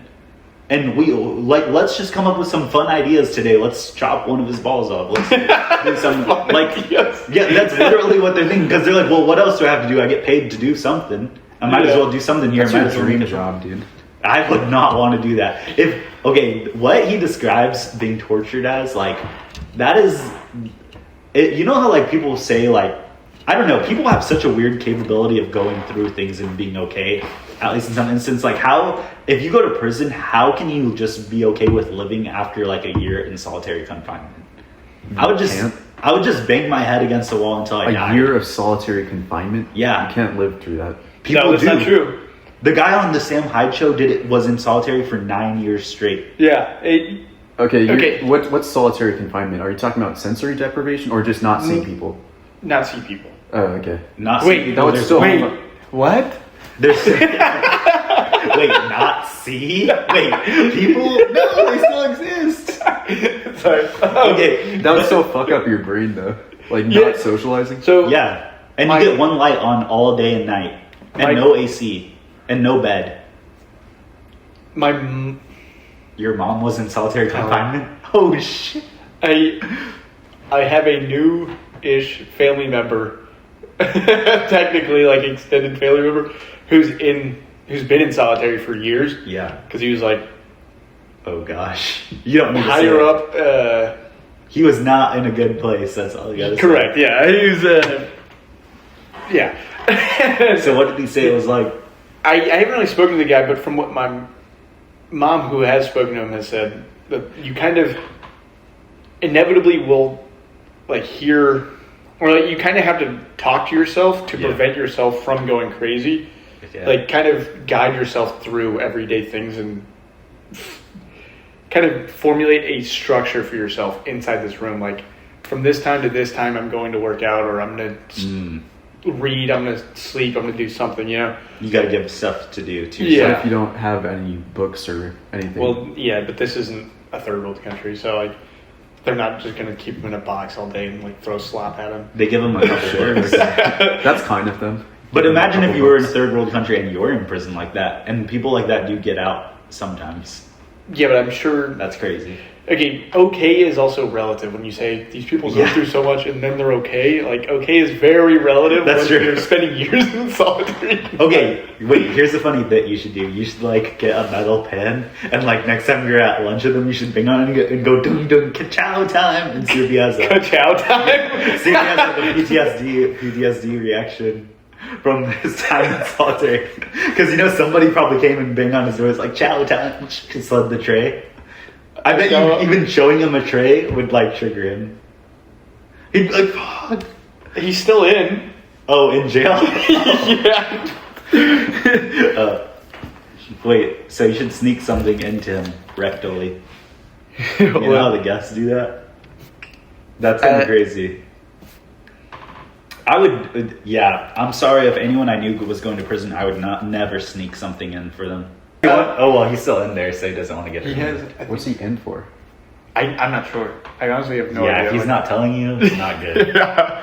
And he's been in for decades now. Bruh. Like the movie, what is it called, American History X, like you should actually ask him if he believes it, or if it's just because he's like in the gang. I don't know. I don't really trust the movie American History X. But you know, it does make sense. Like the people in jail don't really care about the ideology. It's more about like just being a part of the gang. I can see that, but at the same time, They probably do believe aspects of it because to a degree, I think they're maybe not so gung ho about it in terms of like racial purification. Yeah. But I think it is convenient or easy for them on a tribal level to just stick with the people that look like you. You know what I mean? Yeah, because like on the Sam Hyde thing, they were talking to a guy that was in prison, and he was talking about like he was like in some Italian gang or something. So he was talking about how like in all the gangs, no matter where you are, they still had like required reading and stuff just to make you like a good person, and most of it had to do with, you know, some sort of philosophical like structural belief. So like Sun Tzu and stuff. Like the art of war. Nietzsche. That's really Nietzsche, yeah. high class, dude. I don't think a gang would have something like that. Well, I mean, think about it. You Okay. don't have anything else to do in there At besides least- read. All right, hold on. I don't think the art of war is all it's cracked up to be. It's not. But it's something for prisoners to be reading. Okay, It's that's like true. some sort of level of, I don't know. like, respect your teacher is like something they need to know. Yeah, that's true. But it's like, I remember because I started reading it and I was like, this is kind of fucking lame, actually. It is. In the first couple of chapters, it's like, you must feed your men. It's like, no shit, dude. Like, or it's like, when you are weak, appear strong. And when you're like, dude, no fucking shit. Okay, It's a proverb, dude, alright? It's obvious, but it's something you gotta repeat to yourself. I guess. And for prisoners, they genuinely need to hear that for the first time. that is true. I They're mean, also like 90 IQs. Yeah. Now, okay, yeah, so honestly, okay, I think there's like levels to racism. And you have in gangs, it's required racism. Like, or in jail, it's required racism. You have to in order to have some sort of team. yeah. Define racism though, because that's just tribalism. Like it's like I go to jail, I associate with people who look like me because I'm like I'm just reverting to my lowest But instinct. by modern definitions, that would be racism. If I was to only interact with other white people, I would be, or deliberately only interact with other white people, that would be racist. Correct? Okay, it doesn't. The term is just being used broadly because let's say you're Indian, right? And you go into a prison and there's no other Indian people. Dude, You're I'm probably fucked. going. I'm fucked if I go to prison. You're probably going with the Mexicans. Yeah, that's real. That is real. Yeah, that's just what it is. Like they Honestly, don't really dude, care. I'd rather just join the blacks at that point. Like fuck it. They might Well, be you here. maybe you Hey, could. you're telling me like that. It depends what they want, not what you want. And that's the other thing. Like, they don't even really care about the gang stuff unless if you have something important to offer. Like, I always see YouTube shorts of like lawyers who went to prison. It's like nobody, like everyone just wants their stuff. They don't really care who they're with. I think when you have a skill like that, You're just good. Like, nobody really wants to mess with you. Yeah. Because then you're the great unifier. No. You ended racism in prison. Yeah. No, I think they all just recognize that this is a skill that everyone needs. Yeah. Or like... Everyone can benefit from, so nobody wants to take it away. Yeah, exactly. And I think that's just wholesome. It's just a wholesome moment. Imagine they're all there. They're like, you know what? This is just a wholesome moment, guys. They're all just enjoying their chow time. Dude, I love saying chow time. Like, let's eat some chow. Something about that just pisses me off. It fills me with rage. That's definitely like, it almost sounds like a term like that you'd use with goy slop. It's like goy chow. Goy chow. That was one of the variants of it from the early days, like 2019 or Isn't some there shit. kibble, like dog kibble called chow? Yeah. Chow. Kibble is, I feel like kibble is the worst word. Kibble sounds prehistoric. I don't like it. What? Well, anyways. I'm so confused. Yeah, don't even elaborate. Yeah. Where were we? So yeah, I don't know. Sadly, if I was to go to prison, I don't think I'd have a useful skill in there, so I'm kind of screwed. Maybe you could be like the what do you call it? The jester. That you could be that, but I also, feel like that's how you get molested, being the jester. I mean, you're getting. Let's be honest, you're getting molested either way. But you could be like the. What about you, sir? Shut the fuck up. Dude. Let me finish my. If I was in prison and I saw you, I I'd just shank you in the neck immediately. I wouldn't even ask questions. At least you went molesting. So. Oh, trust me, that comes after the fact. Wait, is he still alive? At least I was. He's bleeding out. And then getting touched. Yes. Okay, I would still lose. I wouldn't suffer that much. I would lose consciousness before like getting. Well, molested. no. Actually, Roshan's going in there with $40 to $80, and then you're fucked. Hey, we already got this all set up. True. Ah, that's true. Yeah. Let's just say I know some people, dude, and I might have paid them some to people on do the something to inside. you. Oh yeah, our guest. They might have some interesting conditions, some afflictions. Well, guess what? I would just say that quote where it's like, you're not trapped, or I mean, I'm not trapped in here with you. You're trapped in here with me, and then I just kill them. So, I was gonna give you a like before you interrupted me like a million times. I was gonna like kind of compliment you. I was gonna say like, yeah, in prison you would take a more leaderly role and would probably break up fights and be like helping people get along. But Thank I you. take it back, dude. 'Cause at the end of the day, dude, like your IQ is probably too low for that. So. wow. Wait, 185 is low? That sucks. Wait, is that metric?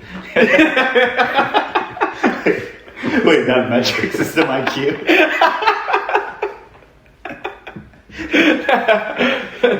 That was a high IQ joke, man. Thanks. You must have 185 or above. How do you think you'd do in prison? I feel like you'd do pretty good. No. The first couple days. Then you'd make enemies. Then I get rich. I don't think I would do that well. Because... You don't know how to respect other people's boundaries? No, I don't think that's the issue. I gotta, like, I have to assume that because... You're just too pretty? No, not I that. assume I'm too attractive for prison. No, because I'm relatively fit. Okay. And so I think they might see that as like a trial, like oh, new guy, he's fit. We Like, gotta beat the prove fuck out of myself. we gotta beat the fuck out of this guy. That's true, honestly. So that is a worry. Yeah, your first fight, like they know to come prepared, which is a problem. Yeah. Whereas like if I was like twinkish and I just had a knife or something, then I'm like totally good. There's something unexpected about it that you're not prepared for. But like I might just get stabbed. Like straight up just get stabbed. Yeah. Dude, that wouldn't be a bad way to go out.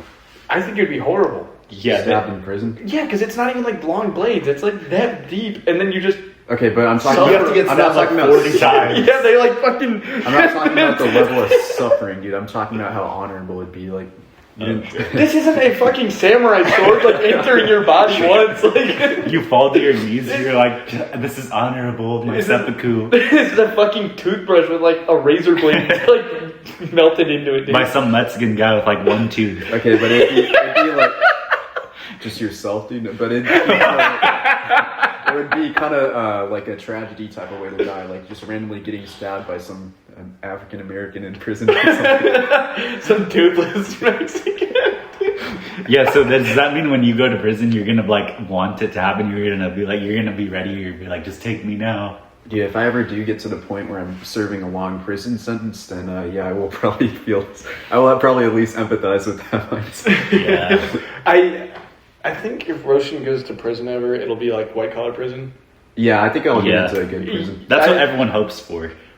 Yeah, but you have to do some sort of violent crime to get into one of the really shit prisons. Yeah. You know? Like if you're just doing corporate fraud like Roshan does, then they probably won't stick you in there with violent criminals. Well, that CIA guy, they put him into the worst one. But yeah, he was also a whistleblower for the fucking CIA. Well, of course they're going to treat him like shit. That's fucked up. I didn't make the rules, dude. Well, yeah, hopefully that never happens to any of us. But I don't know, real life is kind of like prison. I think if I can make it like past the first month, I'll be all right. But that first month might be. Would you try to break out? Would you try to do a prison break? Did you ever watch that show? I watched it and it fucking sucked. Would you draw the map of the prison on your back? No, dude, I'd like to think I just memorize it, dude. Schofield would should be smarter. You have to remember, I don't know, anytime there's a prison break or people escape a prison, they're 65 to 85 IQ, and the only reason that they got out is because they like threatened a plumber or something. Yeah. So, Well, what about that one guy that fell in love with one of the sheriffs and like convinced her to sneak him out? do you think she's any smarter than 85 IQ? Yeah, no. Like, they're not making it that far, dude. Okay, I just don't understand how hard it is to just escape through the border and get to Mexico, and then just live in Mexican I couldn't village. imagine it be that difficult. Maybe I think the real thing is that the government like constantly. This is like I have no idea if this is true, but I would assume. And if this isn't true, why isn't the government doing it? Like just sending Google ads to small Mexican villages, being like, if you see this guy, report it, and you'll get a lot of money. That's like the best way to get around that. But if not, I would just escape there. Depends on how high profile of a criminal you are, I suppose. Well, I know Laura Loomer is actually one of your big time subscribers, so Yeah, that's friend gonna- of the show. friend of the show, Laura Loomer. Yep. I don't even What remember what about she her? does. Wait, who's the ice lady? Chrissy Nome. Yeah, she's like her and Laura Loomer are both huge supporters of the show. Yeah, her husband's a big supporter of the show. You know, with his like fake boob thing. What? Did you not hear about this? No, what is this? It was her husband. Jamie, pull it up. Who was like obsessed with being like a submissive with a dominatrix, and he would wear like giant fake titties, and he'd be like, "I'm such a bad girl." I think I vaguely remember this. Yeah, and so that's why they got divorced, because the dominatrix exposed him, and then guess what? He like messaged dominatrix. He's like, "That was so hot." That was so hot you No exposed way. me. He's like, "That was so hot you exposed me." Like, I want to talk to you some more. It's like, bro, that chick just ruined your whole life. That's the kind of relationship you need to be in, Jared. Facts. I need to be cheating on my wife with a dominatrix and wearing fake titties and acting like a woman all the time. That's what every man needs in his life. It just is a healthy, high testosterone activity.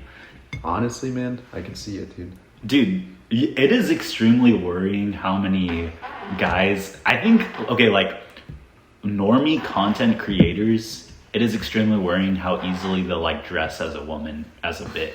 And I feel like they're gonna tune out. Like androgenic. I'm like worried about that guy. He switched to like pro.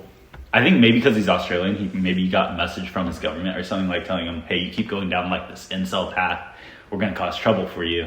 That's not how the Australian government works, bro. You don't Why- know that? how Are do you you know Australian? They're gonna fucking message you They- on instant messenger or something. Like They should go to your house. That's what they do in England when you're making too many online likes and reposts. Yeah, but that's they'll tell you like, hey, They're gonna listen, send you. you're... No, hold on. Yeah, go ahead. They're in England. They're gonna send you a fucking Muslim woman cop, and then like an obese 50-year-old white dude who's bald. Like that's what's showing up to your house. That is not threatening in any manner, and I really doubt. I hope androgenic isn't getting some Pakistani immigrant cop showing up to his house. And he's like, "Oh, I gotta dress like a woman now." I really hope that's not the case. Okay, listen.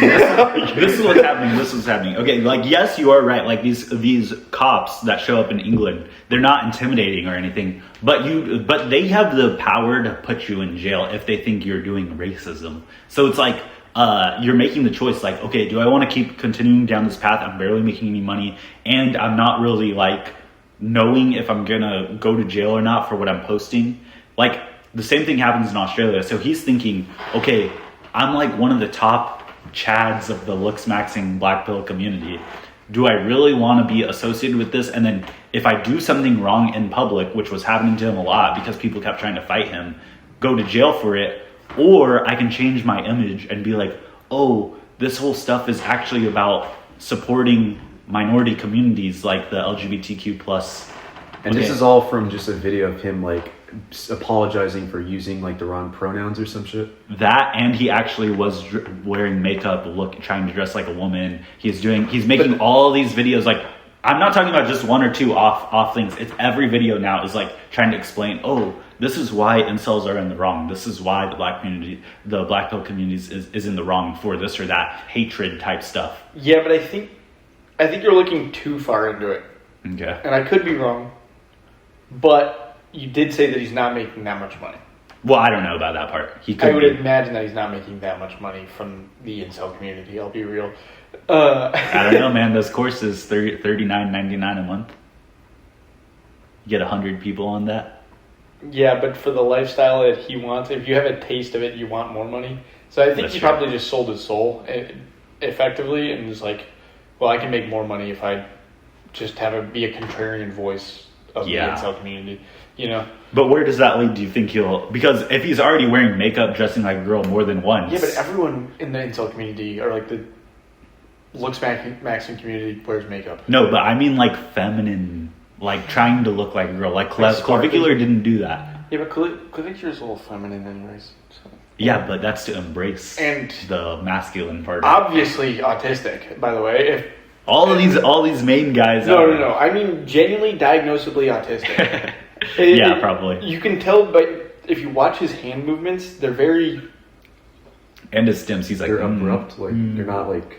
They look like he's uncomfortable. Like, yeah. Oh yeah, like the hand curling. Yeah. Not the curling. Yes, kind of the curling, but like. Just positioning. Yeah. If you just watch how he moves as a whole, it's very. If you compare that with like an autistic person, it's super easy to like clock autists because like their gait is like a little off, just like the way they like move, like their muscles move. Wait, what's the dance?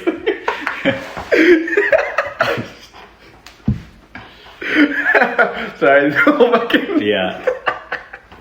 It's for our audio listeners who do autistic hand movements. It's like all listeners are just audio listeners. Okay.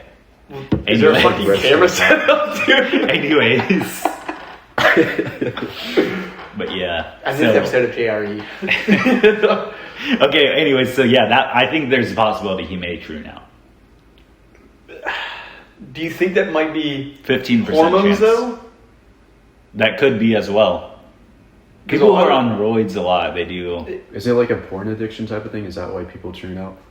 I think that's mostly why people turn out. I think it's like because he doesn't strike me as like a porn addict type of guy. Like, couldn't this guy just like have sex or stuff? I think the porn addiction is like a downstream symptom of someone that's probably gonna tune out because it's like they already feel like hormonally disbalanced, and then because of that they just like are always going to porn for like the quick dopamine. Well, my theory with why porn leads to like any sort of sexual deviancy is because you're normalcy. Constantly looking for more edgier stuff. Yeah. Because you're focusing on dopamine spikes And if you keep watching the same regular fucking porn, let's say you start watching porn when you're 12 years old, something that I think a lot of people have ridiculously young age. Most people start pretty young. But by the time they're 18, 6 years of watching porn, I really doubt they're going to be watching just the same regular. Oh, one chick, one dude, like type of porn. But the problem is that it's like there's a bias, because if most people are at that point, which is like sad and bad or whatever else, like everyone already knows that, right? But like if most people are at that point, it's like, okay, well, we're only looking at the extremes still. Because have you ever seen the South Park episode where Randy is like gooning his brains out? Like that is a depiction of like the average male. It's messed up. No one wants to say it, but it's true. It's like, okay, yeah, we're like, if you're not watching it, which you shouldn't be, just realize that you are the outlier. Yeah, the outlier. I'm not saying it's all, but I think. But what you're saying is true. You do get more. It's not all porn watchers, but I would almost venture to say all tuned out male to female people are addicted to watching it. Yes. Yeah, I agree. So yeah, it seems like some sort of sexual traumatic experience when they were young. Well, yeah, that's probably a large case of them as well. But even that trauma, I think trauma can throw off your hormones a lot. So I think it's like all of these things play into it at once. But in the case of androgenic, yeah, it's probably that, and also a little bit of like the pressure, just trying to be contrarian. So likelihood, like if you had to throw a likelihood of him tuning out, what would you say? Like a poly market bet. I would say there's a 25% to 30%. Yeah, I would say 30. What would you say? We'll see if you're correct, dude. I think it's probably a lot lower. The rate at people tuning out is pretty low. Only like 2% of the population is trannies, right? So, yeah, but he has a. But based off what he is, what would you say is the chance? Like 8? I feel like that would just make it less likely. So what would you say? Give a number. I mean, I haven't watched any of his videos. Okay. I really haven't watched any of them. Okay. But based off what you have said... Well, he was my hero and he betrayed me. That's why I'm so mad about this. I don't think he's even that good of a looking guy. He's not, but that's what makes it even more awesome. Plus, he's like too tall. Like, he doesn't really get it. Yeah. You can't he is pretty tall. You can't be tall and be an incel. Like, even if you're the ugliest guy ever, if you're like 6'3", you're not an incel. It's just straight up not an incel. Height matters more than looks. Yeah, okay, what if you're like a mental cell though? Like what if you're like too autistic? That doesn't matter. Doesn't happen at 6+, bro. Yeah. Think so? Life's way too easy for you at 6+. Okay, you can get women, but you're never going to get in a serious relationship because you're just going to end up scaring them away. Not true. They will stick around. You think so? Simply for your height. Yeah. Because they feel protected. Evolutionary thing. Yeah. I think that is true. No, I disagree. I don't think it's that fucked up. No, it's normal. It makes sense, but it's fucked up that I'm not 6+. I don't think I want to be.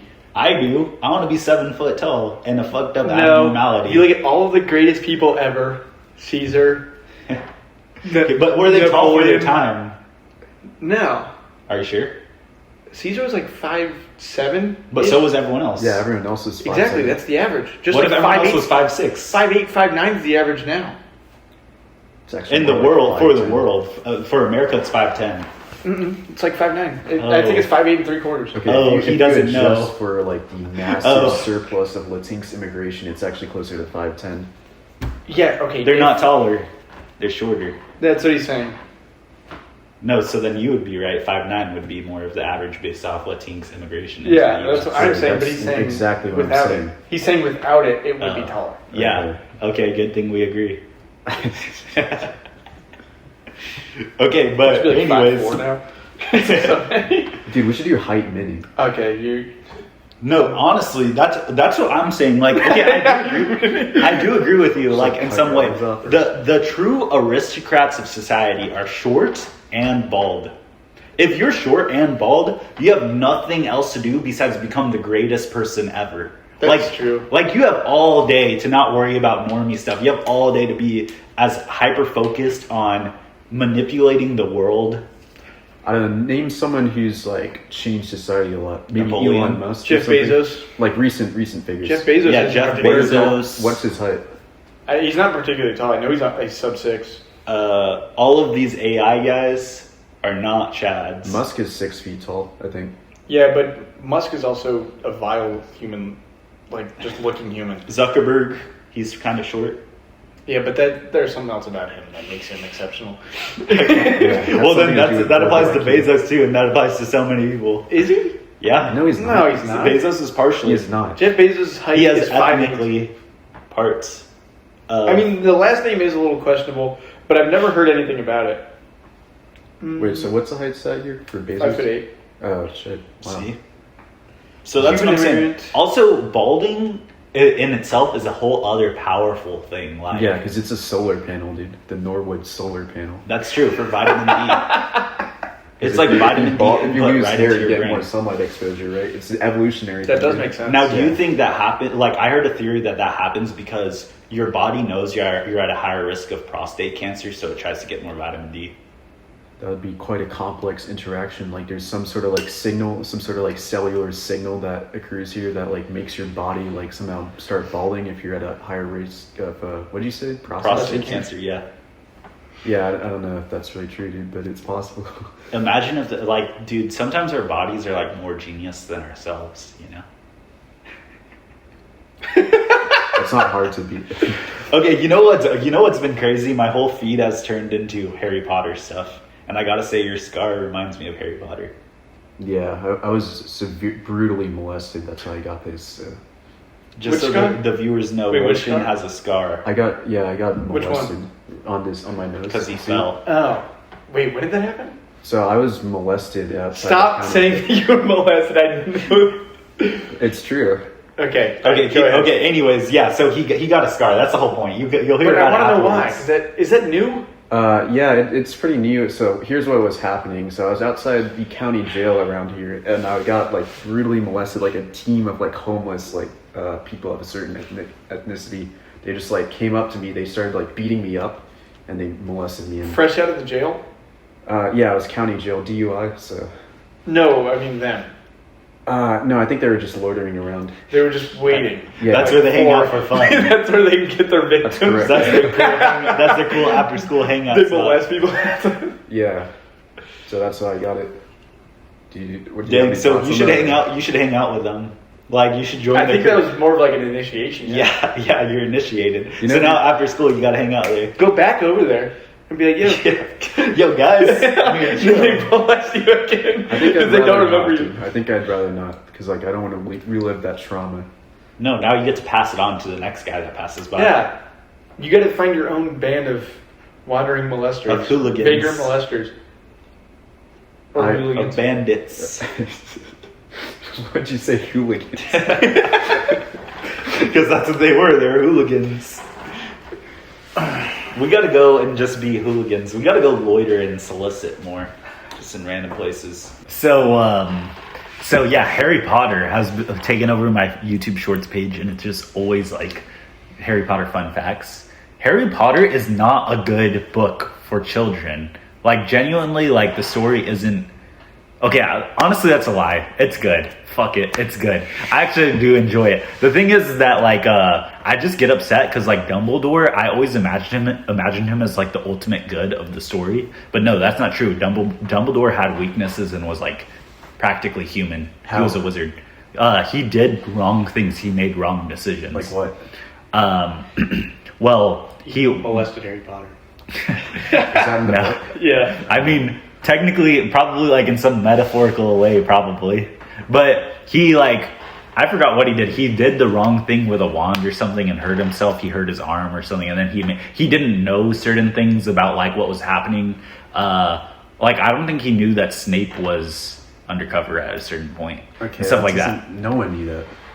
No, but like the characters did. Some of the characters did. No, they didn't.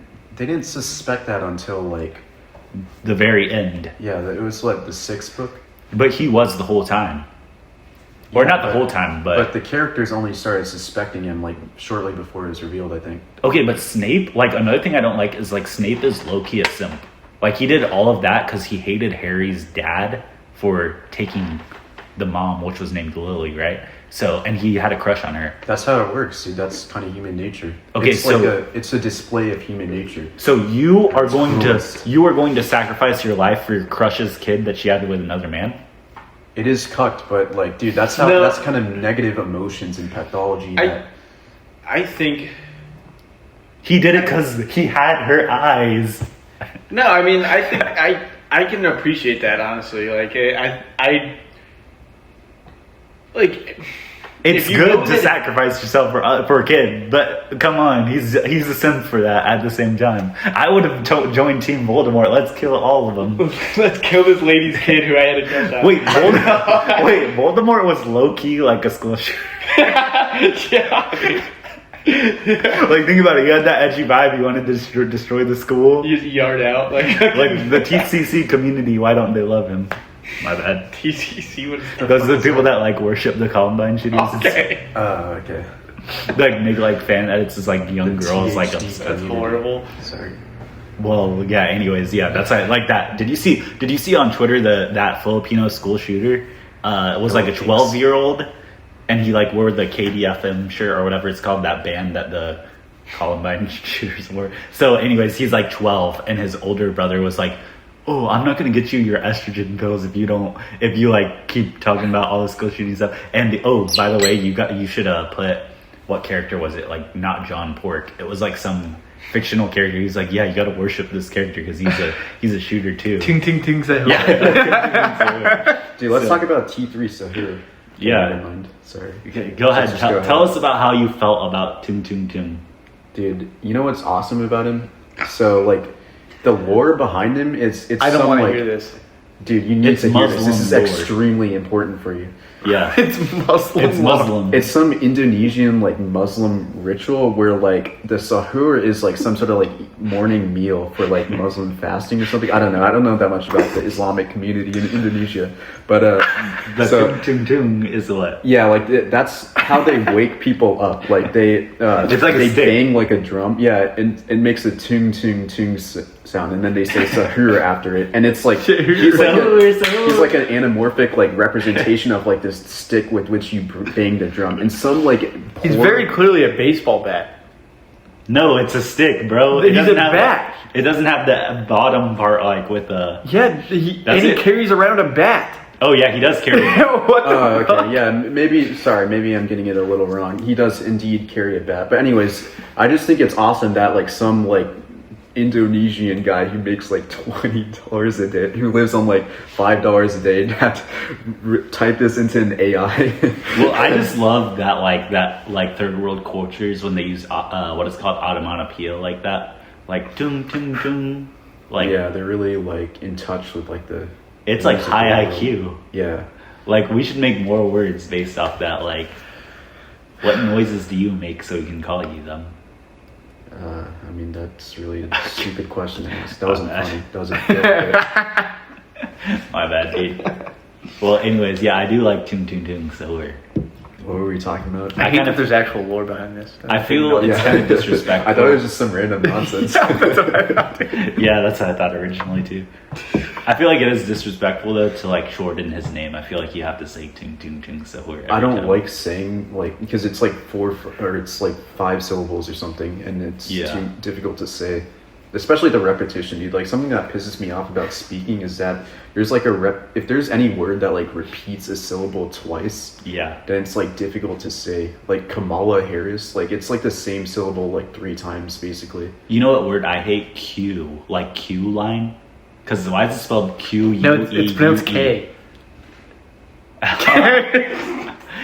Oh yeah, it's Hispanic. Yeah, it's Spanish. Are you talking about Q like a? A queue, yeah, okay. I gotta stand in the queue. What about like a pool cue? That's QUE, right? Yeah. No, it's CUE. Dude, What you really the need to start fuck is studying English? Dude, English is so complex. Facts. Reddit, hear me out. Do we need to Explain like I'm 5.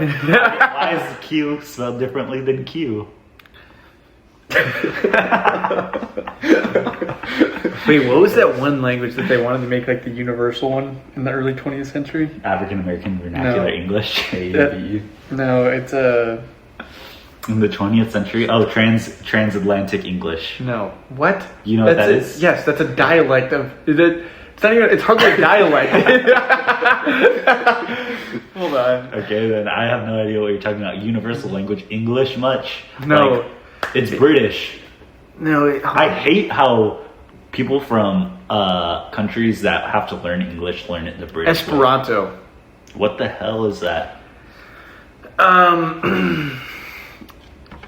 Created by L.L. Zamanoff in 1887 to serve as a neutral second language for global communication. Zamanoff, a Polish Jewish ophthalmologist, designed the language to reduce time and energy required to learn foreign tongues and to foster world peace by eliminating linguistic barriers between diverse ethnic groups. So why didn't it catch on? Sounds like a great idea. Well, if it's more simple, then it's like also low IQ, like Goy Slapta. But so what? We're, Like, part of we're your already getting language is- there. Part of your language's complexity is what like makes you smart, though. It's like having to navigate like different words and conjugations. Isn't that like kind of exercising your brain so it makes you more But if you intelligent? believe that, why don't you speak advanced English? Because I'm a low IQ like Goy cattle slave, dude. But if Exactly. I wanted to, I would. But I mean, if I wants tried to. to, no, if I had the ability to, I would. I want to, but I can't. I wish we could all speak in hums and like grunts still. I mean, you can try it, dude. You just won't be able to like Communicate with articulate anyone else. yourself. Yeah, and I'll be lonely. You already are. No, dude. I'm not lonely, I'm alone. There's a difference.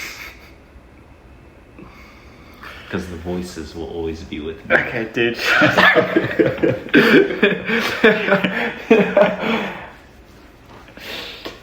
But yeah, man. Well, let's see. What else is there for this podcast episode? Let's see. Do you guys think we're gonna starve soon with the, or do you think we're gonna run out of energy? We're going to run out of water because the AI data centers. I hate when people say that, bro. time, dude.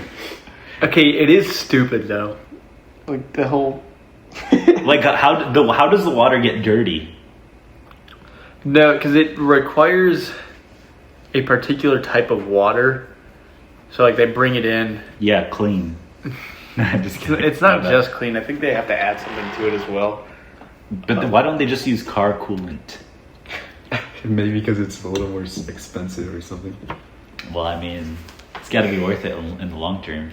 I don't know. I don't care to even want to know. I just like trust. Like honestly, like this whole data center debate, like people don't understand how screwed we are if AI doesn't save America. Yeah, This is our last Our hope. entire economy is like based on like the growth from AI. Yeah, and people are saying, "Oh, well, there's a bubble coming." I'm okay with that. No, I'm okay. Like to a degree, I'm okay with the economy collapsing. No, you shouldn't be. Why? Shouldn't be. Because you don't understand how like people are like the other countries are like wolves waiting to take what's left, To take what? to take a collapsed economy. I'm okay with us not being the global hegemon. You shouldn't be, dude. Yeah, you shouldn't be. Why? America first. We could save America and be the top. No, okay. We could be the global empire still, in like a good way. I get that. I get what you're saying, but with where the country has gone over the past 30 years in terms of Morality. no, not morality, just bringing in all sorts of people from all around Dude, the world. economy collapses, you're gonna get more of that Yeah. because you're gonna get labor shortages. That's part of the reason they I brought in so disagree. many people in 2020. I disagree. I think if the economy were to truly collapse and where there was to be actual devastation or real consequences to the economy collapsing, not like 2008 recession where a bunch of people. Yeah, you're talking about what my mutual crucial says, like $50 a gallon gas.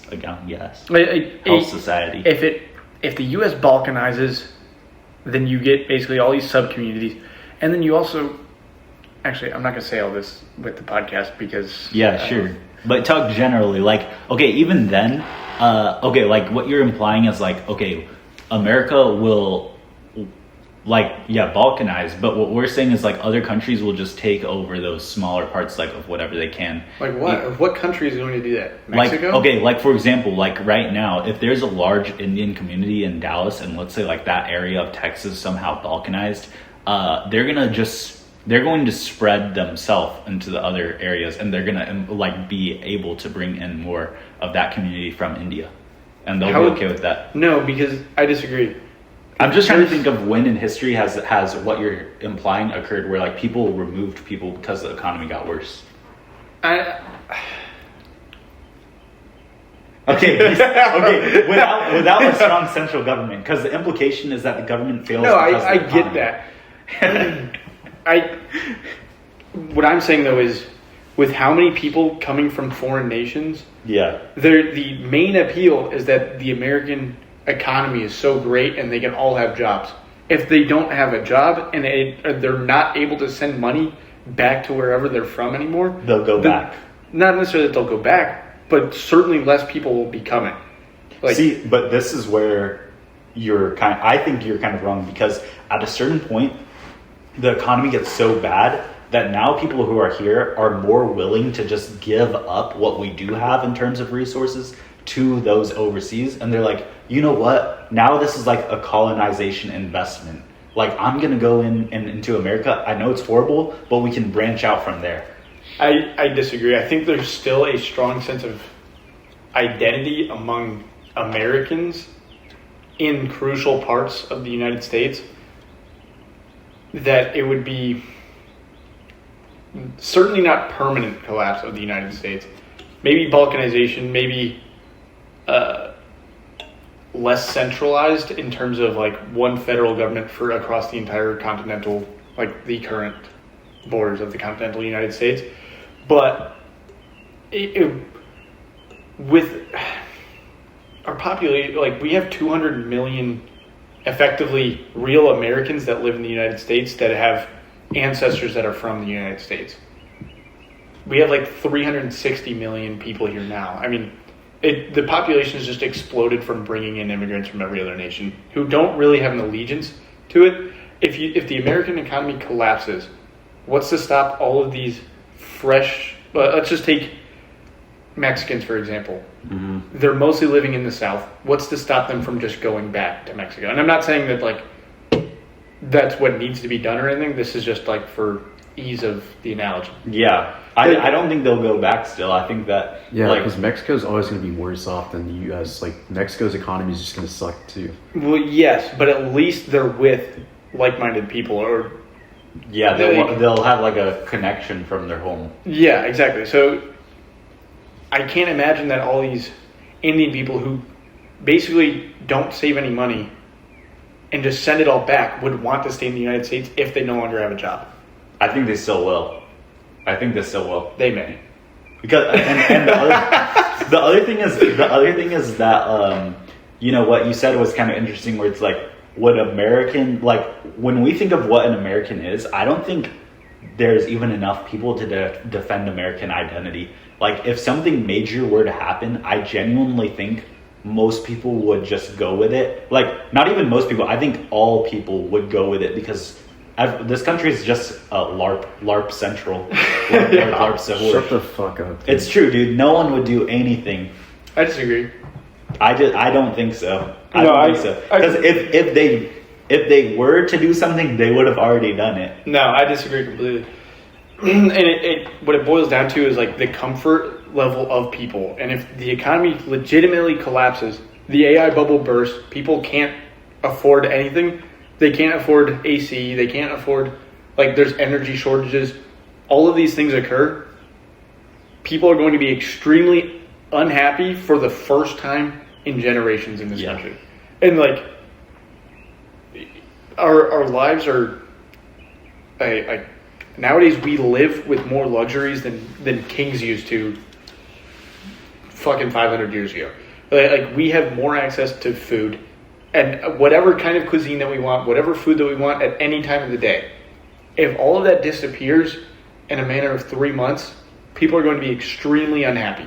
But this is why I think you're wrong. Because when the Great Depression happened, everyone basically succumbed to it didn't do anything and waited for the government to fix it for them.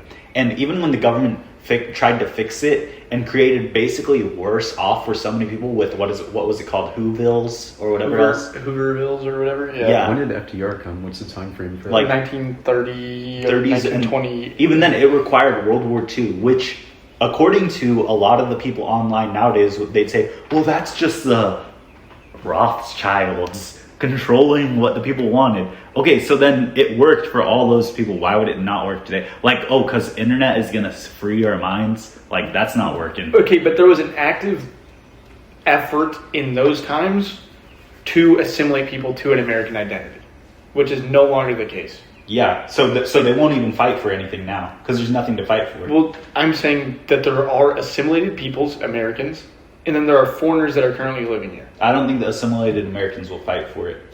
I completely disagree. At this point in time, if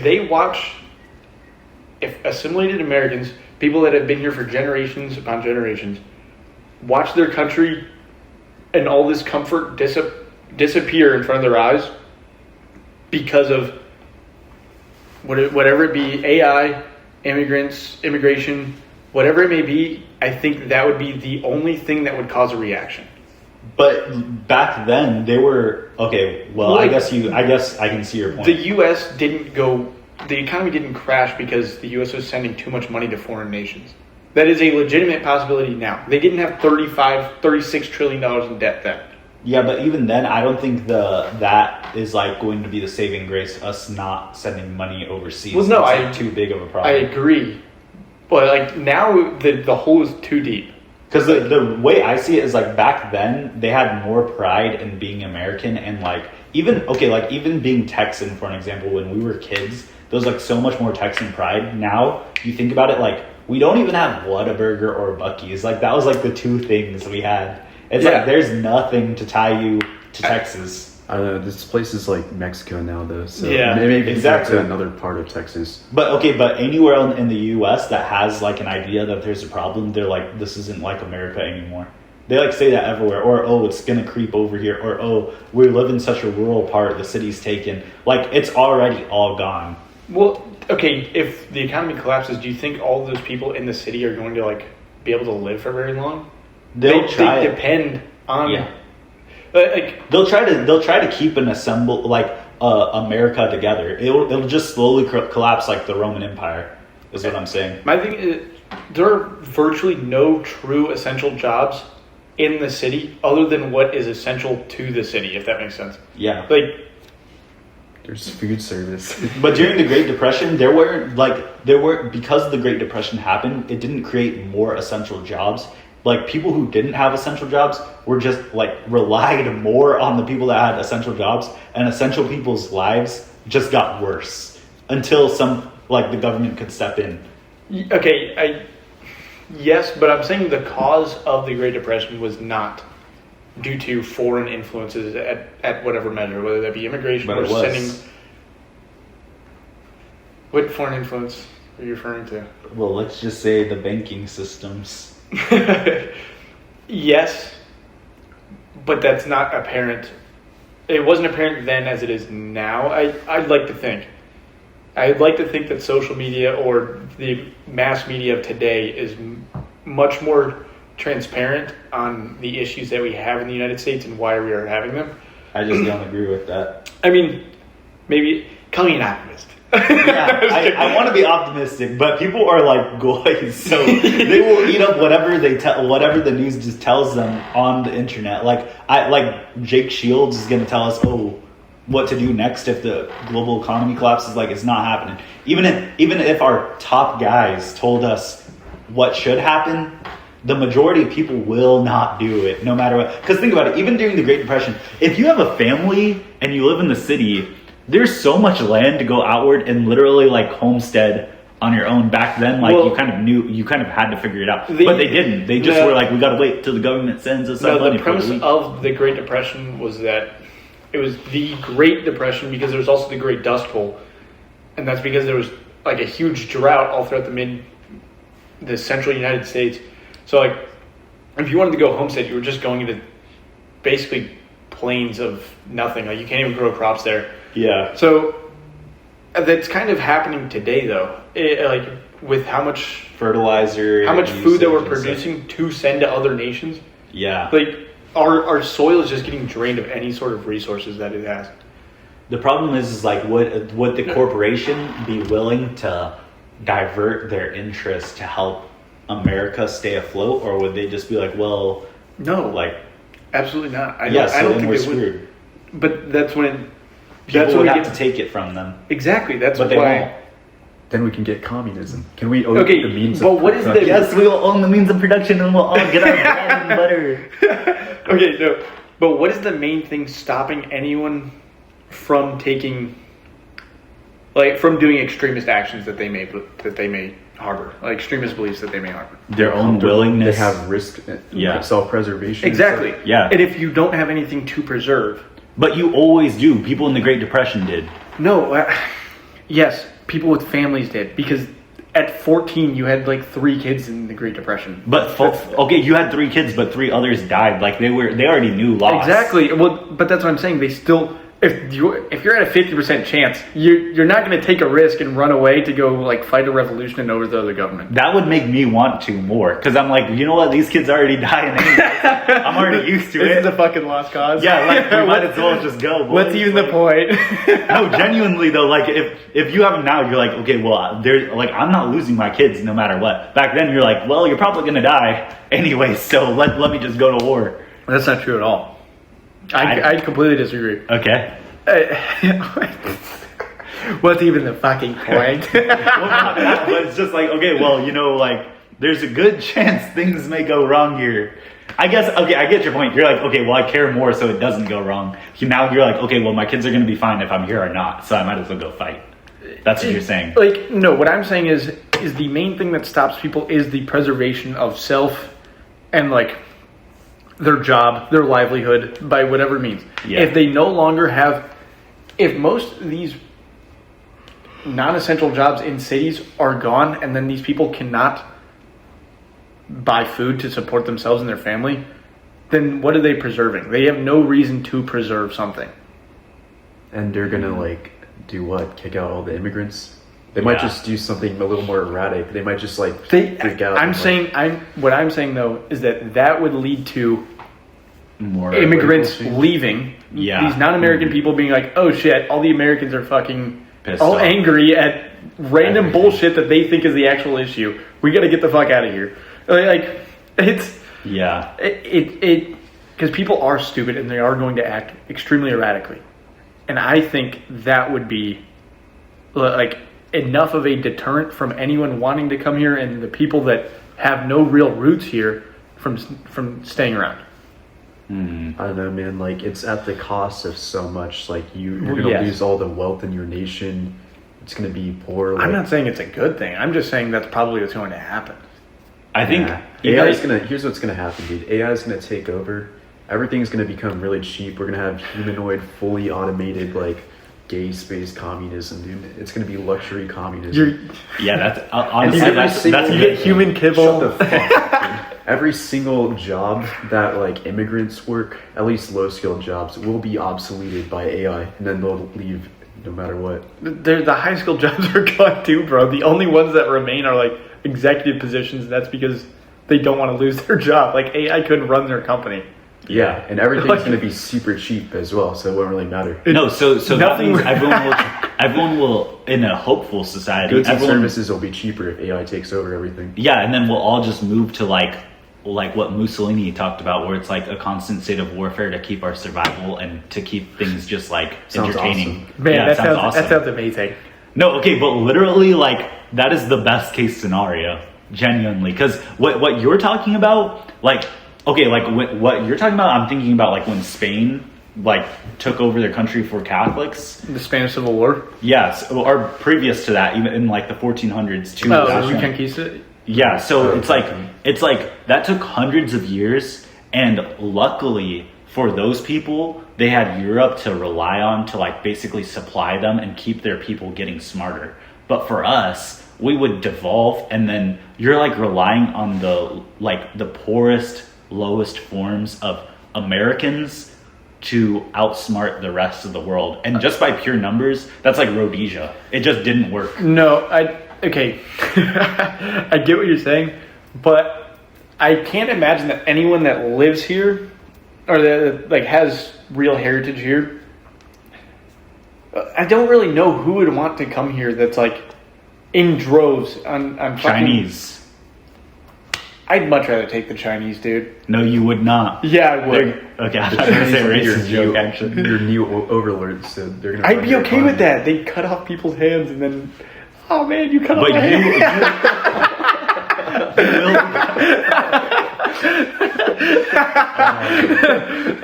You will become a second-class citizen, though.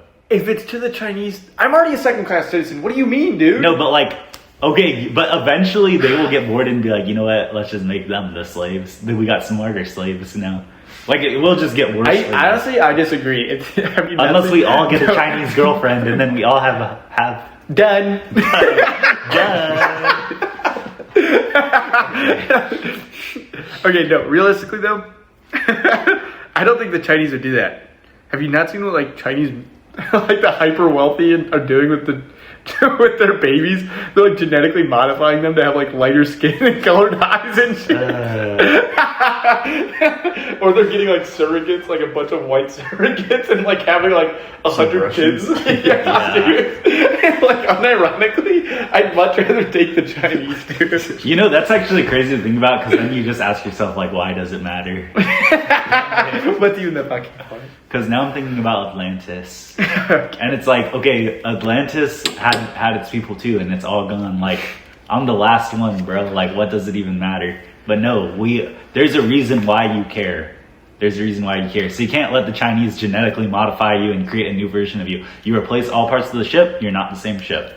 If they make a new white person, like Yakub did. Okay, but Atlantis, like, fucking sucked. Like, no one... No, wrong. It exists. Wrong. They don't exist for a reason. Huge welfare state. They were just importing all these people. They're killing all the wildlife, like attacking all their neighbors in the sea. We did causing do that. warfare. We did do that, but that's because we got to the point where it was like, you know, civilization was so good, we had nothing else to do. I think it's because you're just, like, so dysgenic that you, like, naturally like killing things and, like, destroying nature. 2 words, fucking and wrong. Okay? Nature, do you know what a fire does to a jungle when there's a wildfire going through the jungle? God, dude, this is about to be some deep wisdom. I don't even want to say, maybe you should find out on your own. You know, they burnt down the Amazon plenty of times before it came what it was. And that's what the Atlanteans did to your fucking pathetic humanoid tribes. And then ancient Greece came around, and then the Romans. Amazon? He's not from the fucking Amazon? Well, he knows about it. Unless I'm missing something here, like what? No, the point is that fires burn down a forest, but then the rejuvenation makes the forest stronger. And that's what my sea peoples, the Atlanteans, did to the Mediterranean tribes. Oh, that's what they taught you? Carthaginians. That's what they taught you the in your sea books? peoples were like actual, like, eugenic, useful human specimen, unlike yourself. Oh, Like, so I that, see y'all are still reading in the Maxwell textbooks, huh? Maxwell textbooks. Yeah. Because, you know, Ghislaine Maxwell's dad, Robert Maxwell, he wrote... You pronounce her name incorrectly. Elaine. Ghislaine. Ghislaine. Yeah. Her father was the one that revolutionized McGraw-Hill Connect. That's awesome, dude. I love learning. Yeah, so I'm glad you're still reading their textbooks and learning their history. Okay, unironically though, that kind of enforces the point of if the nation breaks down, then like it's not over. If you burn it down, if the forest burns down, then it comes back stronger. That is true, but there's something about the original forest that you're gonna miss. Yeah, but was the original forest founded on? That's true. You know what you're saying. Ideals. What you're saying is true, but that just proves why we do need transhumanism, because that's the new forest. What is transhumanism? Explain. You want the AI takeover, and you want all of that. I know. Because that's the new forest. Actually, AI overloads. Maybe I do. Wait, let me ask ChatGPT if I want this. Yeah. Do I want AI takeover? Well, I just don't think that the AI takeover is necessary by any stretch. I don't think it's going to propel us. I think it's what would happen if it is fully implemented into every facet of our society is we just get like an eternal status quo. Okay, let me ask you something. Was leaving the Garden of Eden necessary? No, but women exist. Exactly. So we don't need to leave right now, but problems exist of why we need AI. Like what problems? Labor issues. Yeah. We don't have real labor issues though. Yeah, we do.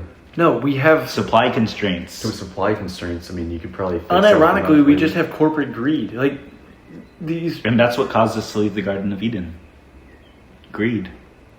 Because we wanted the apple. And we still do. But, okay. Apple. Steve Jobs. But I'm saying that it's not necessary. If the economy, if AI doesn't work out the way that it's supposed to, then we're fucked anyways. Like, it doesn't even matter. Yes, and you're bringing up a good point that Ted K made, where it's like technology isn't necessary, yet it happens anyways. That's where he was fundamentally wrong. You can't escape it. Dude. Yeah, you can't escape it, dude. Ted Kaczynski. So things will accelerate. I Mike Ma, get the read point. up. What? Mike Ma. Okay. Read up on him.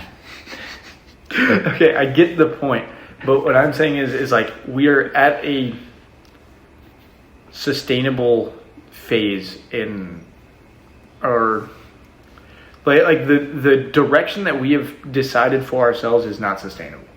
And that being sending millions of tons of food to these starving nations so they can have 12 kids each. Every family can have 12 kids each. While we struggle to pay your bills. Like, that's not sustainable at any rate. It's also draining the nutrients out of the soil. If you take the AI data centers, maybe there is an actual fucking water issue. Like cloud seeding. Let's say there's actual cloud seeding. I'm not certain on the rate or anything. But you're messing up weather patterns. You're also spurring more growth, which is of like crops, which is draining more nutrients out of the soil. And any way that you spin it, to me, it's not sustainable, and we're kind of just throwing band-aids on issues that pop up. Like fertilizer being so like our foods being so dependent on pesticides and fertilizers. Like, and I agree with you.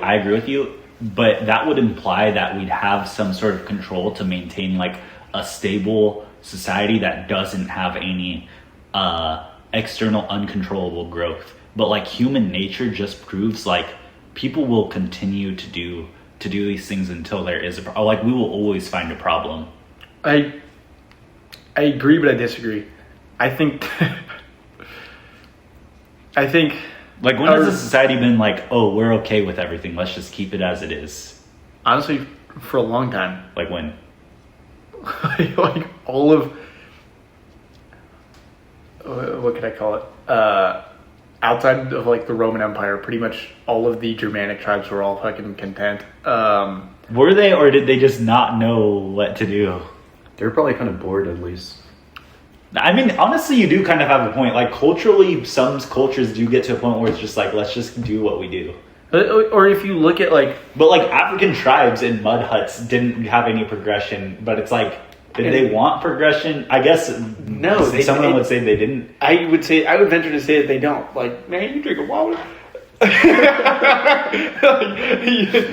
think that goes like you read. Okay, so yeah, okay, maybe I do agree with you. You're reading books, like, but the problem, but here's the problem: all of those cultures, even the Germanic tribes, were taken over by cultures that did want progression. So so if we don't do it, someone else will and take us over. So yeah, you're still wrong. I get what you're saying, but I am saying that we are progressing. Like, progression is not bad. I'm not saying that progression is bad. I'm saying that the direction of progression that we are going in is not what we need. Yeah, but our only food shortages is caused by like fertilizer shortages, just supply shortages that AI probably can't solve. Like, we can't just push a bunch of labor into the market and food's going to get cheaper. Yeah, pretty much exactly. Our lives are not from my perspective, our lives are not going to get better, or I don't think the standard of living is going to be better at this rate 40 or 50 years from now. Okay, I get what you're saying, but the problem now is that, like, okay, I get what you're completely saying, But I think that the problem is so big that even if because I believe you, and I did say that before, like, we do need worse to get better and like correct things, and you know, like what you said about the food and removing this like unnecessary amount of people that are applying for jobs by having them go back to their original country and stuff like that. It's like, I think the problem is so great at this point that even correcting everything as it is won't solve it. Because even our own system of government, like, let's say you corrected all issues regarding foreign aid, that, and let's just say like top 10 problems, like the system still got there for a reason. It still got there by it existing. Well, sure, like, it could be an external group of people. It could just be that the system was functionally made that way, like what we were talking about at the beginning of this. Or it could just be like, yeah, it's just not good enough. But so it's just going to lead to a problem anyways. But it was never intended for it to be the manner in which it is. Like, the founding fathers. But because it isn't, it doesn't work. It doesn't matter what the intention was. Well, exactly. That's what I'm saying. Like, you could say that like, oh, the original forest was great, but like, yeah, they also didn't foresee 1 billion Indians existing ever on this planet. So like, yeah. So basically, what I'm saying is like, okay, the reverting is going to have to be so. Okay, maybe I do agree with you. It needs to be so massive that it goes to like the root of the problem, not the symptom.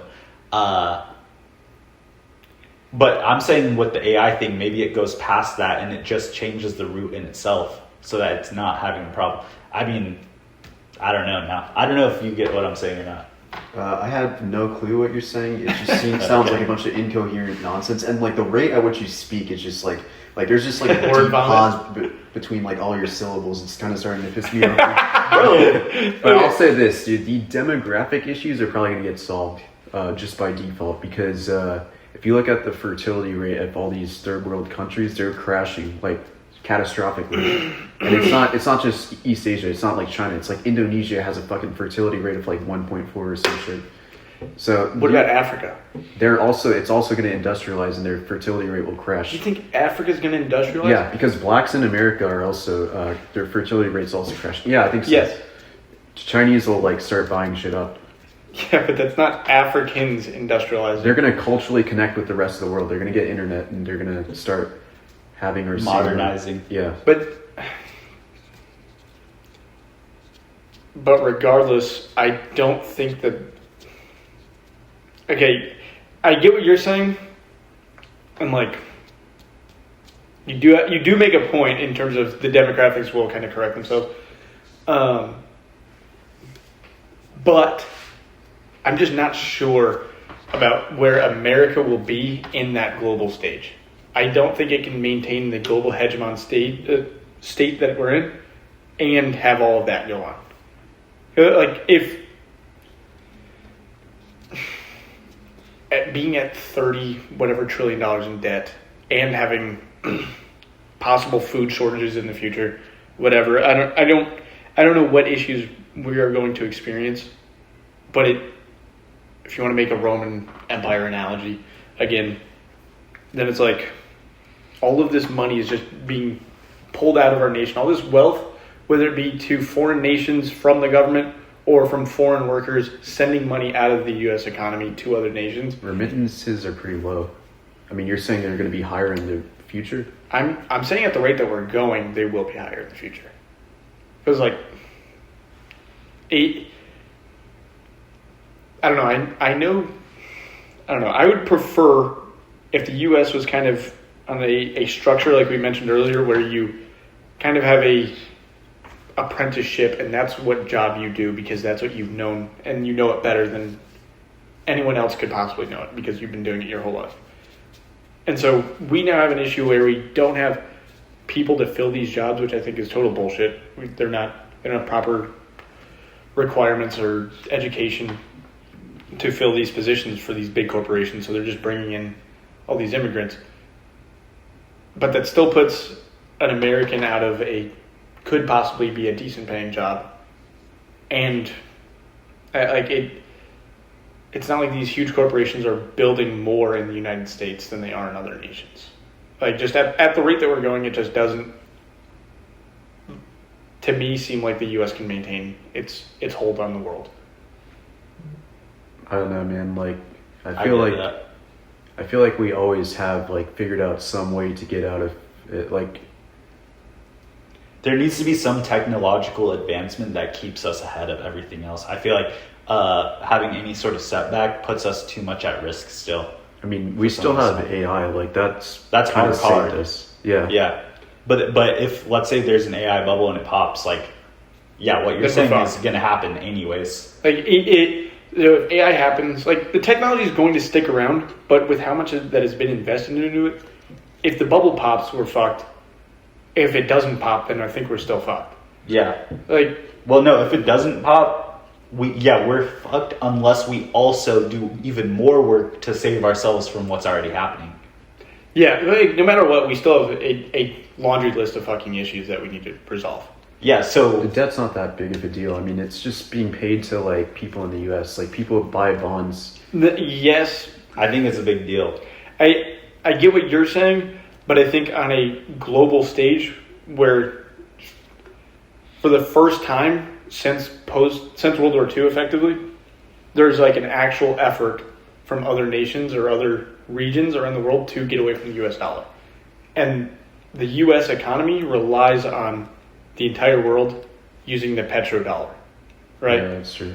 So if nobody can rely on our dollar because we decided to go $40 trillion in debt by then like we're absolutely fucked. Okay, but So- our competitor, like regional superpowers, like say China, for example, China's also completely fucked because they're literally not having children anymore. Like there's gonna be like 400 to 300 million Chinese by the end of this century. Like they're not gonna defeat us if they don't have enough manpower, Why not? because you need manpower to do stuff, to have like economic productivity and stuff. But they're also in the AI race. Their AI is not as good. Their AI is not as good as ours. Dude. They don't have that innovative spirit that the Americans do. What would you, like, if you had to say a percentage of how good it is compared to ours, what would you say? Because I'd say like they're like 80%. I have no clue. I don't know that much about AI. Okay, well, let's assume that they have 80% of the AI that we have at all times. We win the AI race, then they're directly behind. Of course, that gap is large enough to keep us on top. But will they need that many, like, will they need their population if they have AI next? Like, probably not. Well, we also won't need our population as much if we have AI next. But we I also don't know. have any manufacturing here. But Like- AI should bring manufacturing next. No. Because you still need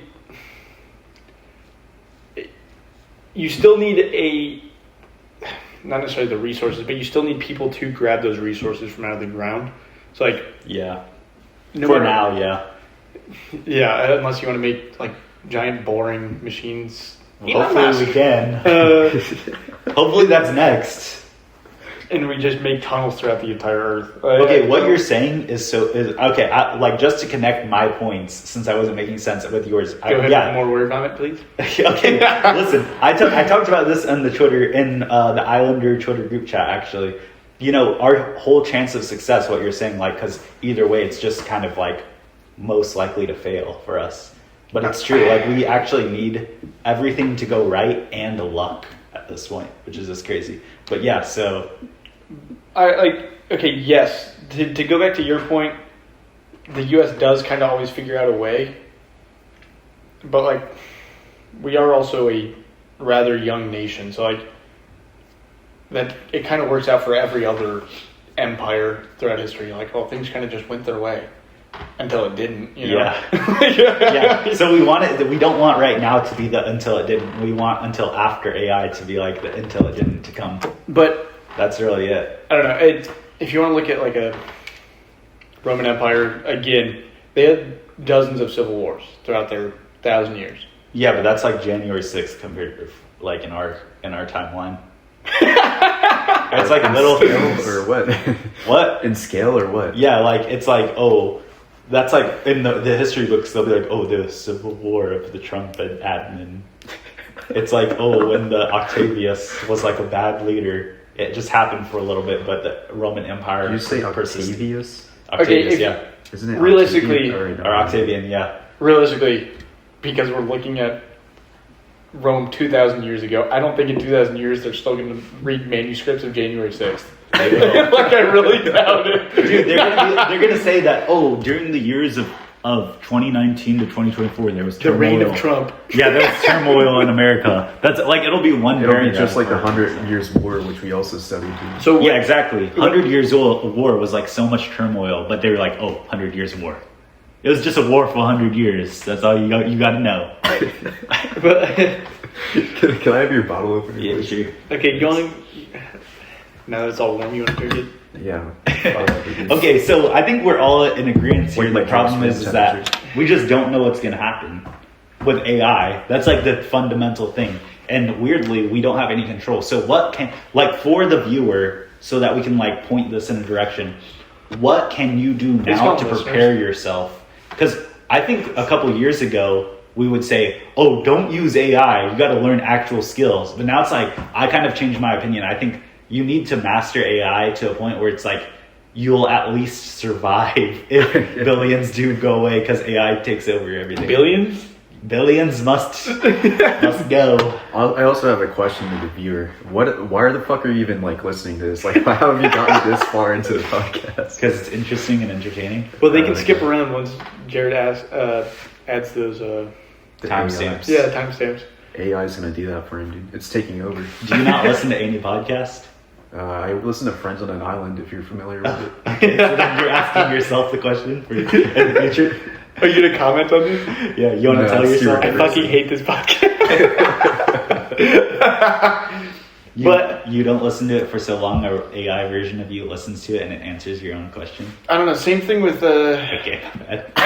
going back to the Romans now, because I love the Romans. I just always think about the Roman Empire. Okay. I hate that. Well, okay. Realistically though, if we were think about it, if we were to draw parallels, because that's how our legal system is kind of set up, they went from republic to empire. So I don't know, and then they get super xenophobic. So and it still didn't work out for them. Yeah, it did. We're still here, buddy. I'm the Roman. You're looking at him now.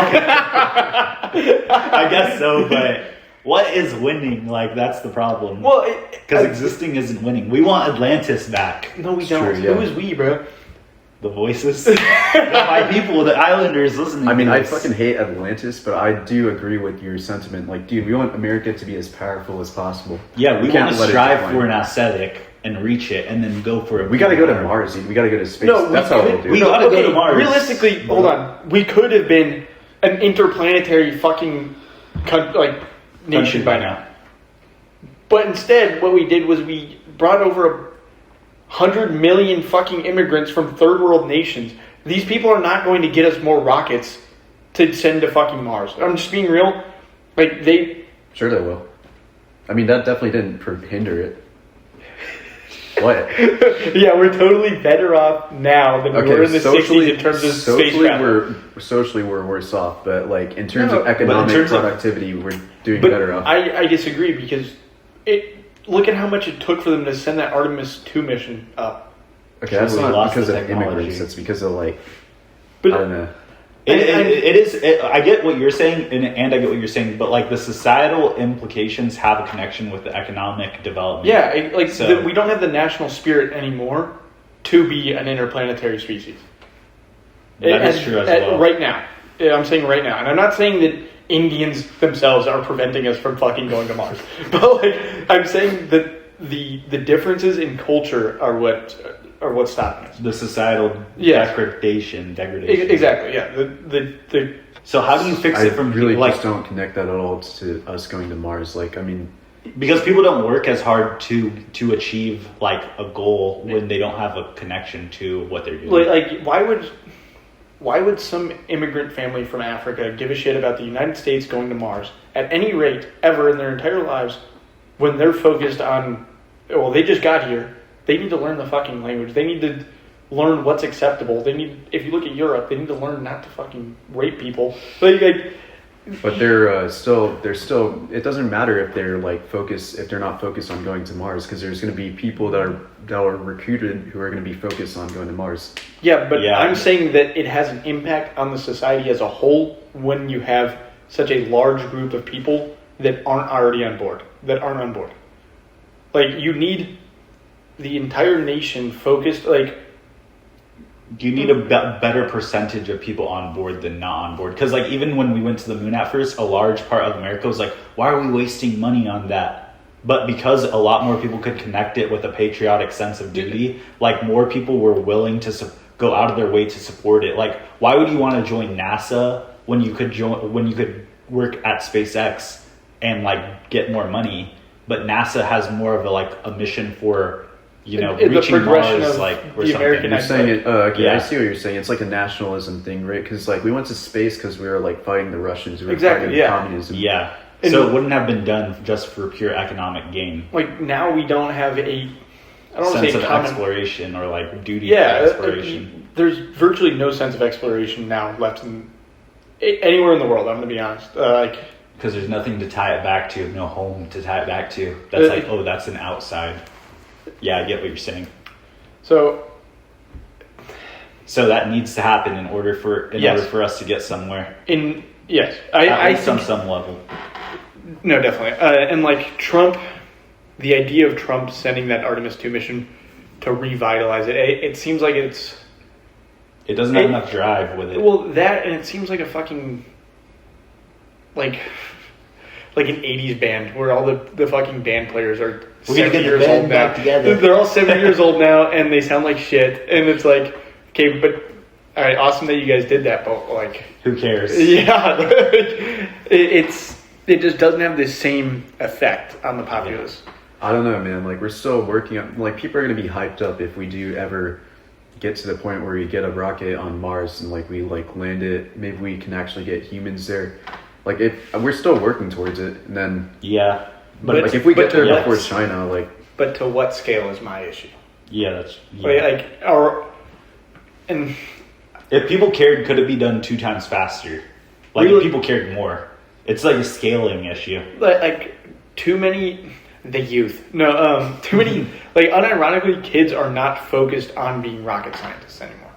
Like that sounds anecdotal and made up, but like genuinely like I can't see a kid being like, at least with the plethora of children that I speak to on a regular basis, don't quote that. That's supposed to be like a joke, but like like obviously I don't know for certain, but from what it seems like, they're not focused on that. Yeah. they're focused on doom scrolling TikTok, dude. Yeah. They're focused on Roblox.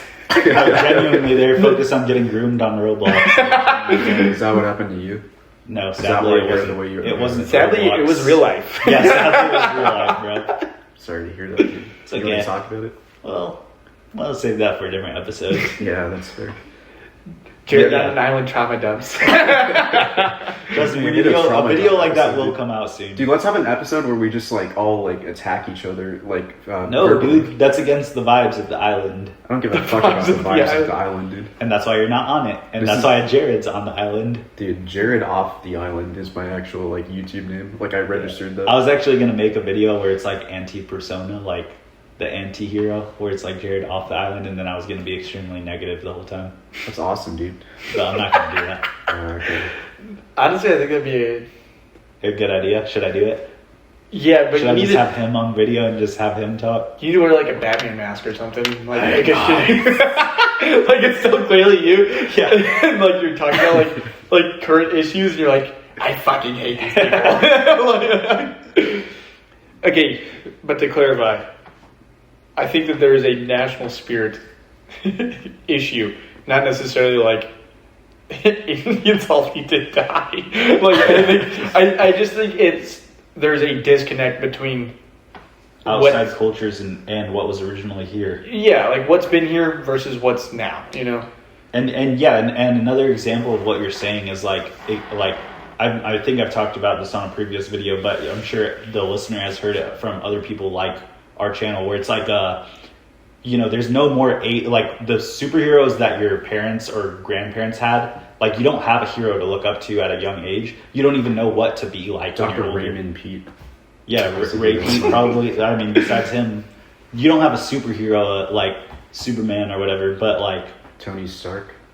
Never But like No, all of our it's- heroes have some sort of like taboo negative quality where it's like that's the cool thing about them, which is kind of sad. I mean, Well, I Like don't know. Tony Soprano. I don't want to have to cheat on my wife to be a mob boss. I just want to be a mob boss, you know? I mean, prior to all of that, like the heroes were like the founding father. Like you had George Washington. Like you had kids that were like, I love George Washington. Or You- Julius Caesar. What'd you say? Julius Caesar. That's his Latinx great. That's his Latinx great nephew. 13 times. Julius. But yeah. Yeah, I don't know. There, unless there is a national spirit resurgence, I think that the U.S. is going to struggle to maintain its Yeah. position. But I think it's important for islanders listening to remember, like, this is all outside of the 1,000-year plan. the Kali Yuga. No. Okay. The 1,000-year plan. Have you listened to my video on that? No, I don't watch any of your. Okay. Well. Yeah, me either. It's okay. It's okay. One day you'll want to know, and then you'll be like, "Oh, I'm I gonna was watch just his old kidding, videos but for the when Lord." was this video released? If you don't mind me asking. Probably like a couple months ago. Seriously? Yeah. Oh yeah, I did watch it. See, there you go. I just didn't remember it because it was so uninteresting. And yet you do remember it now. Curious. Well, anyways, we have to think in terms of 1,000 years, not just the few. Like, this is just trying to figure out what's the 2 steps ahead, but like in 1,000 years from now, what does this all matter? And I think the end thing that we need to be thinking is like the complete aesthetic of what could be if we do win. That's why it's important for us to try now. And when it comes to heroes stuff, when we do have kids, we are going to have to be the ones that create those heroes for them. We can't expect others to do it for us. Yeah. So if you're a creative person, you need, that is literally your calling right now, to like create those heroes for the next generation. And you will not be credited for it. Like, you should assume you're probably going to die poor and not with the credit that you deserve. But you may get lucky and have it at maybe the end of your life. But expecting yourself to be successful or like get what you think you deserve now, like, just assume it won't happen until after you die. That's like what happens to a lot of the great heroes of like, or authors or inventors of the stuff that made things good today. So I think that's like an important thing to keep in mind. You'll just not get credited for it. Well, I mean, my philosophy on that is, I don't know, I may not ever be able to do anything like notable with my life, but I would like to be able to give my children the resources that would give them the opportunity to do something notable with their lives. And I don't mean that I become uber wealthy and then like just give them a shit ton of money and like let them run a charity. But like, if most people that have done notable things, at least in the more modern history, unless they weren't necessarily war fighters, they weren't doing things of that nature. They were doing something with STEM or like technology and those, or sciences of some variety. And many of those occupations, I guess, don't pay particularly well. So like, my goal is to be able to set my children up to be like, okay, well, even if I devote my life to my work, I can still retire and like not have to worry about that, and maybe give them the blueprint, if not the money, to be able to pass it on, or like give them, like, try and create a fund or something. Yeah. Like Like a that- game plan, just like with financial and life. Maybe Yes. some land or something too. Yeah, hopefully Land. land, but like it just becomes very difficult. I don't know. You can't give your children too much in terms of like tangible goods. You have to give them a little bit of that. You need to give them. You need to give them a playbook. Like, you literally have to write a book for them. That's what I think I'm trying to do with my videos. Here's how I left Hitler. Yeah, no, but Liar. well, Go ahead and cut it. no, I won't cut this part. There's definitely admirable things about all heroes of history. So, All not heroes saying of that he's a history. hero. I'm just saying, like, all people, great people of history, and not great as in a positive connotation, but if you take it that way, you can. So you need to literally make them a book because, what you're saying is true, and I get your point. You're saying, like, oh, they could screw it up still, even if you give them the money and the land and whatever else. I think 9 times out of 10, if you give them money, they'll screw it up. They'll screw it up. At least not for themselves, but for their children. Yeah. Or their children's children. Like, no matter what. They say 80% of wealth is lost generationally. Yeah. Like 2 generations. Lock it up in a will or something, maybe a trust fund. You basically, like, I think... I don't know. We got to copy the Rothschilds, that's what I'm saying, because they got it right with their family. They just remove anyone outside. Like I think it's just fails. Jewish selective breeding as well. Can we engage in that, or? I mean, why does it that's just selective breeding. No. Yeah, you should pick a good partner. That's literally it. That is true. But I don't think they did anything necessarily spectacular. I think they just did what a lot of people are afraid to do, and that's kind of like... Care. Well, not necessarily care, but... Well, yes, care, but also working in the confines of, like... Their community. Well, I know, yeah, exactly, their community. And so, many people nowadays are too reluctant to do that. It was like, I think if I had eight ride or die, like, we could technically build whatever future we wanted for each of ourselves because we could pool resources together, use our, like, mutual connections and things like that. Yeah. So, if it's possible, but it's going to take a lot of work. Yeah, you just have to be able and willing to leverage each other. You can't sit here and be like, I don't want to talk to that guy. Like, no, you can't really afford to at a certain extent to not work with people that you know and like you can trust. You know. Okay, I think that's a good point to wrap this up. Would you like to add anything else? I just want to say, dude, I really appreciated doing this podcast with you, and hopefully we can bring this back a little bit. Yeah, and I just want to apologize for any negativity towards you, dude. I know I've bullied you a lot throughout my life. I was kind of like, in school I was always like kind of the bully, like I would bully people, and he would give me wedgies and put me in and give me a swirly in the toilet. I mean, I just. It's just like a kind of dynamic. Like I see you, I look at you, and I think like I gotta bully this guy. Yeah, so I just want to say sorry for that. And also, we should do this. We should run this back in at some point in the future. We'll spin the block, run it back. Block spin, like on Roblox. Yeah. All right. Well, make sure to like, comment, subscribe, guys. Leave us your thoughts. See you in the next one. Leave a comment if you have anything back. Leave a comment if you care about me.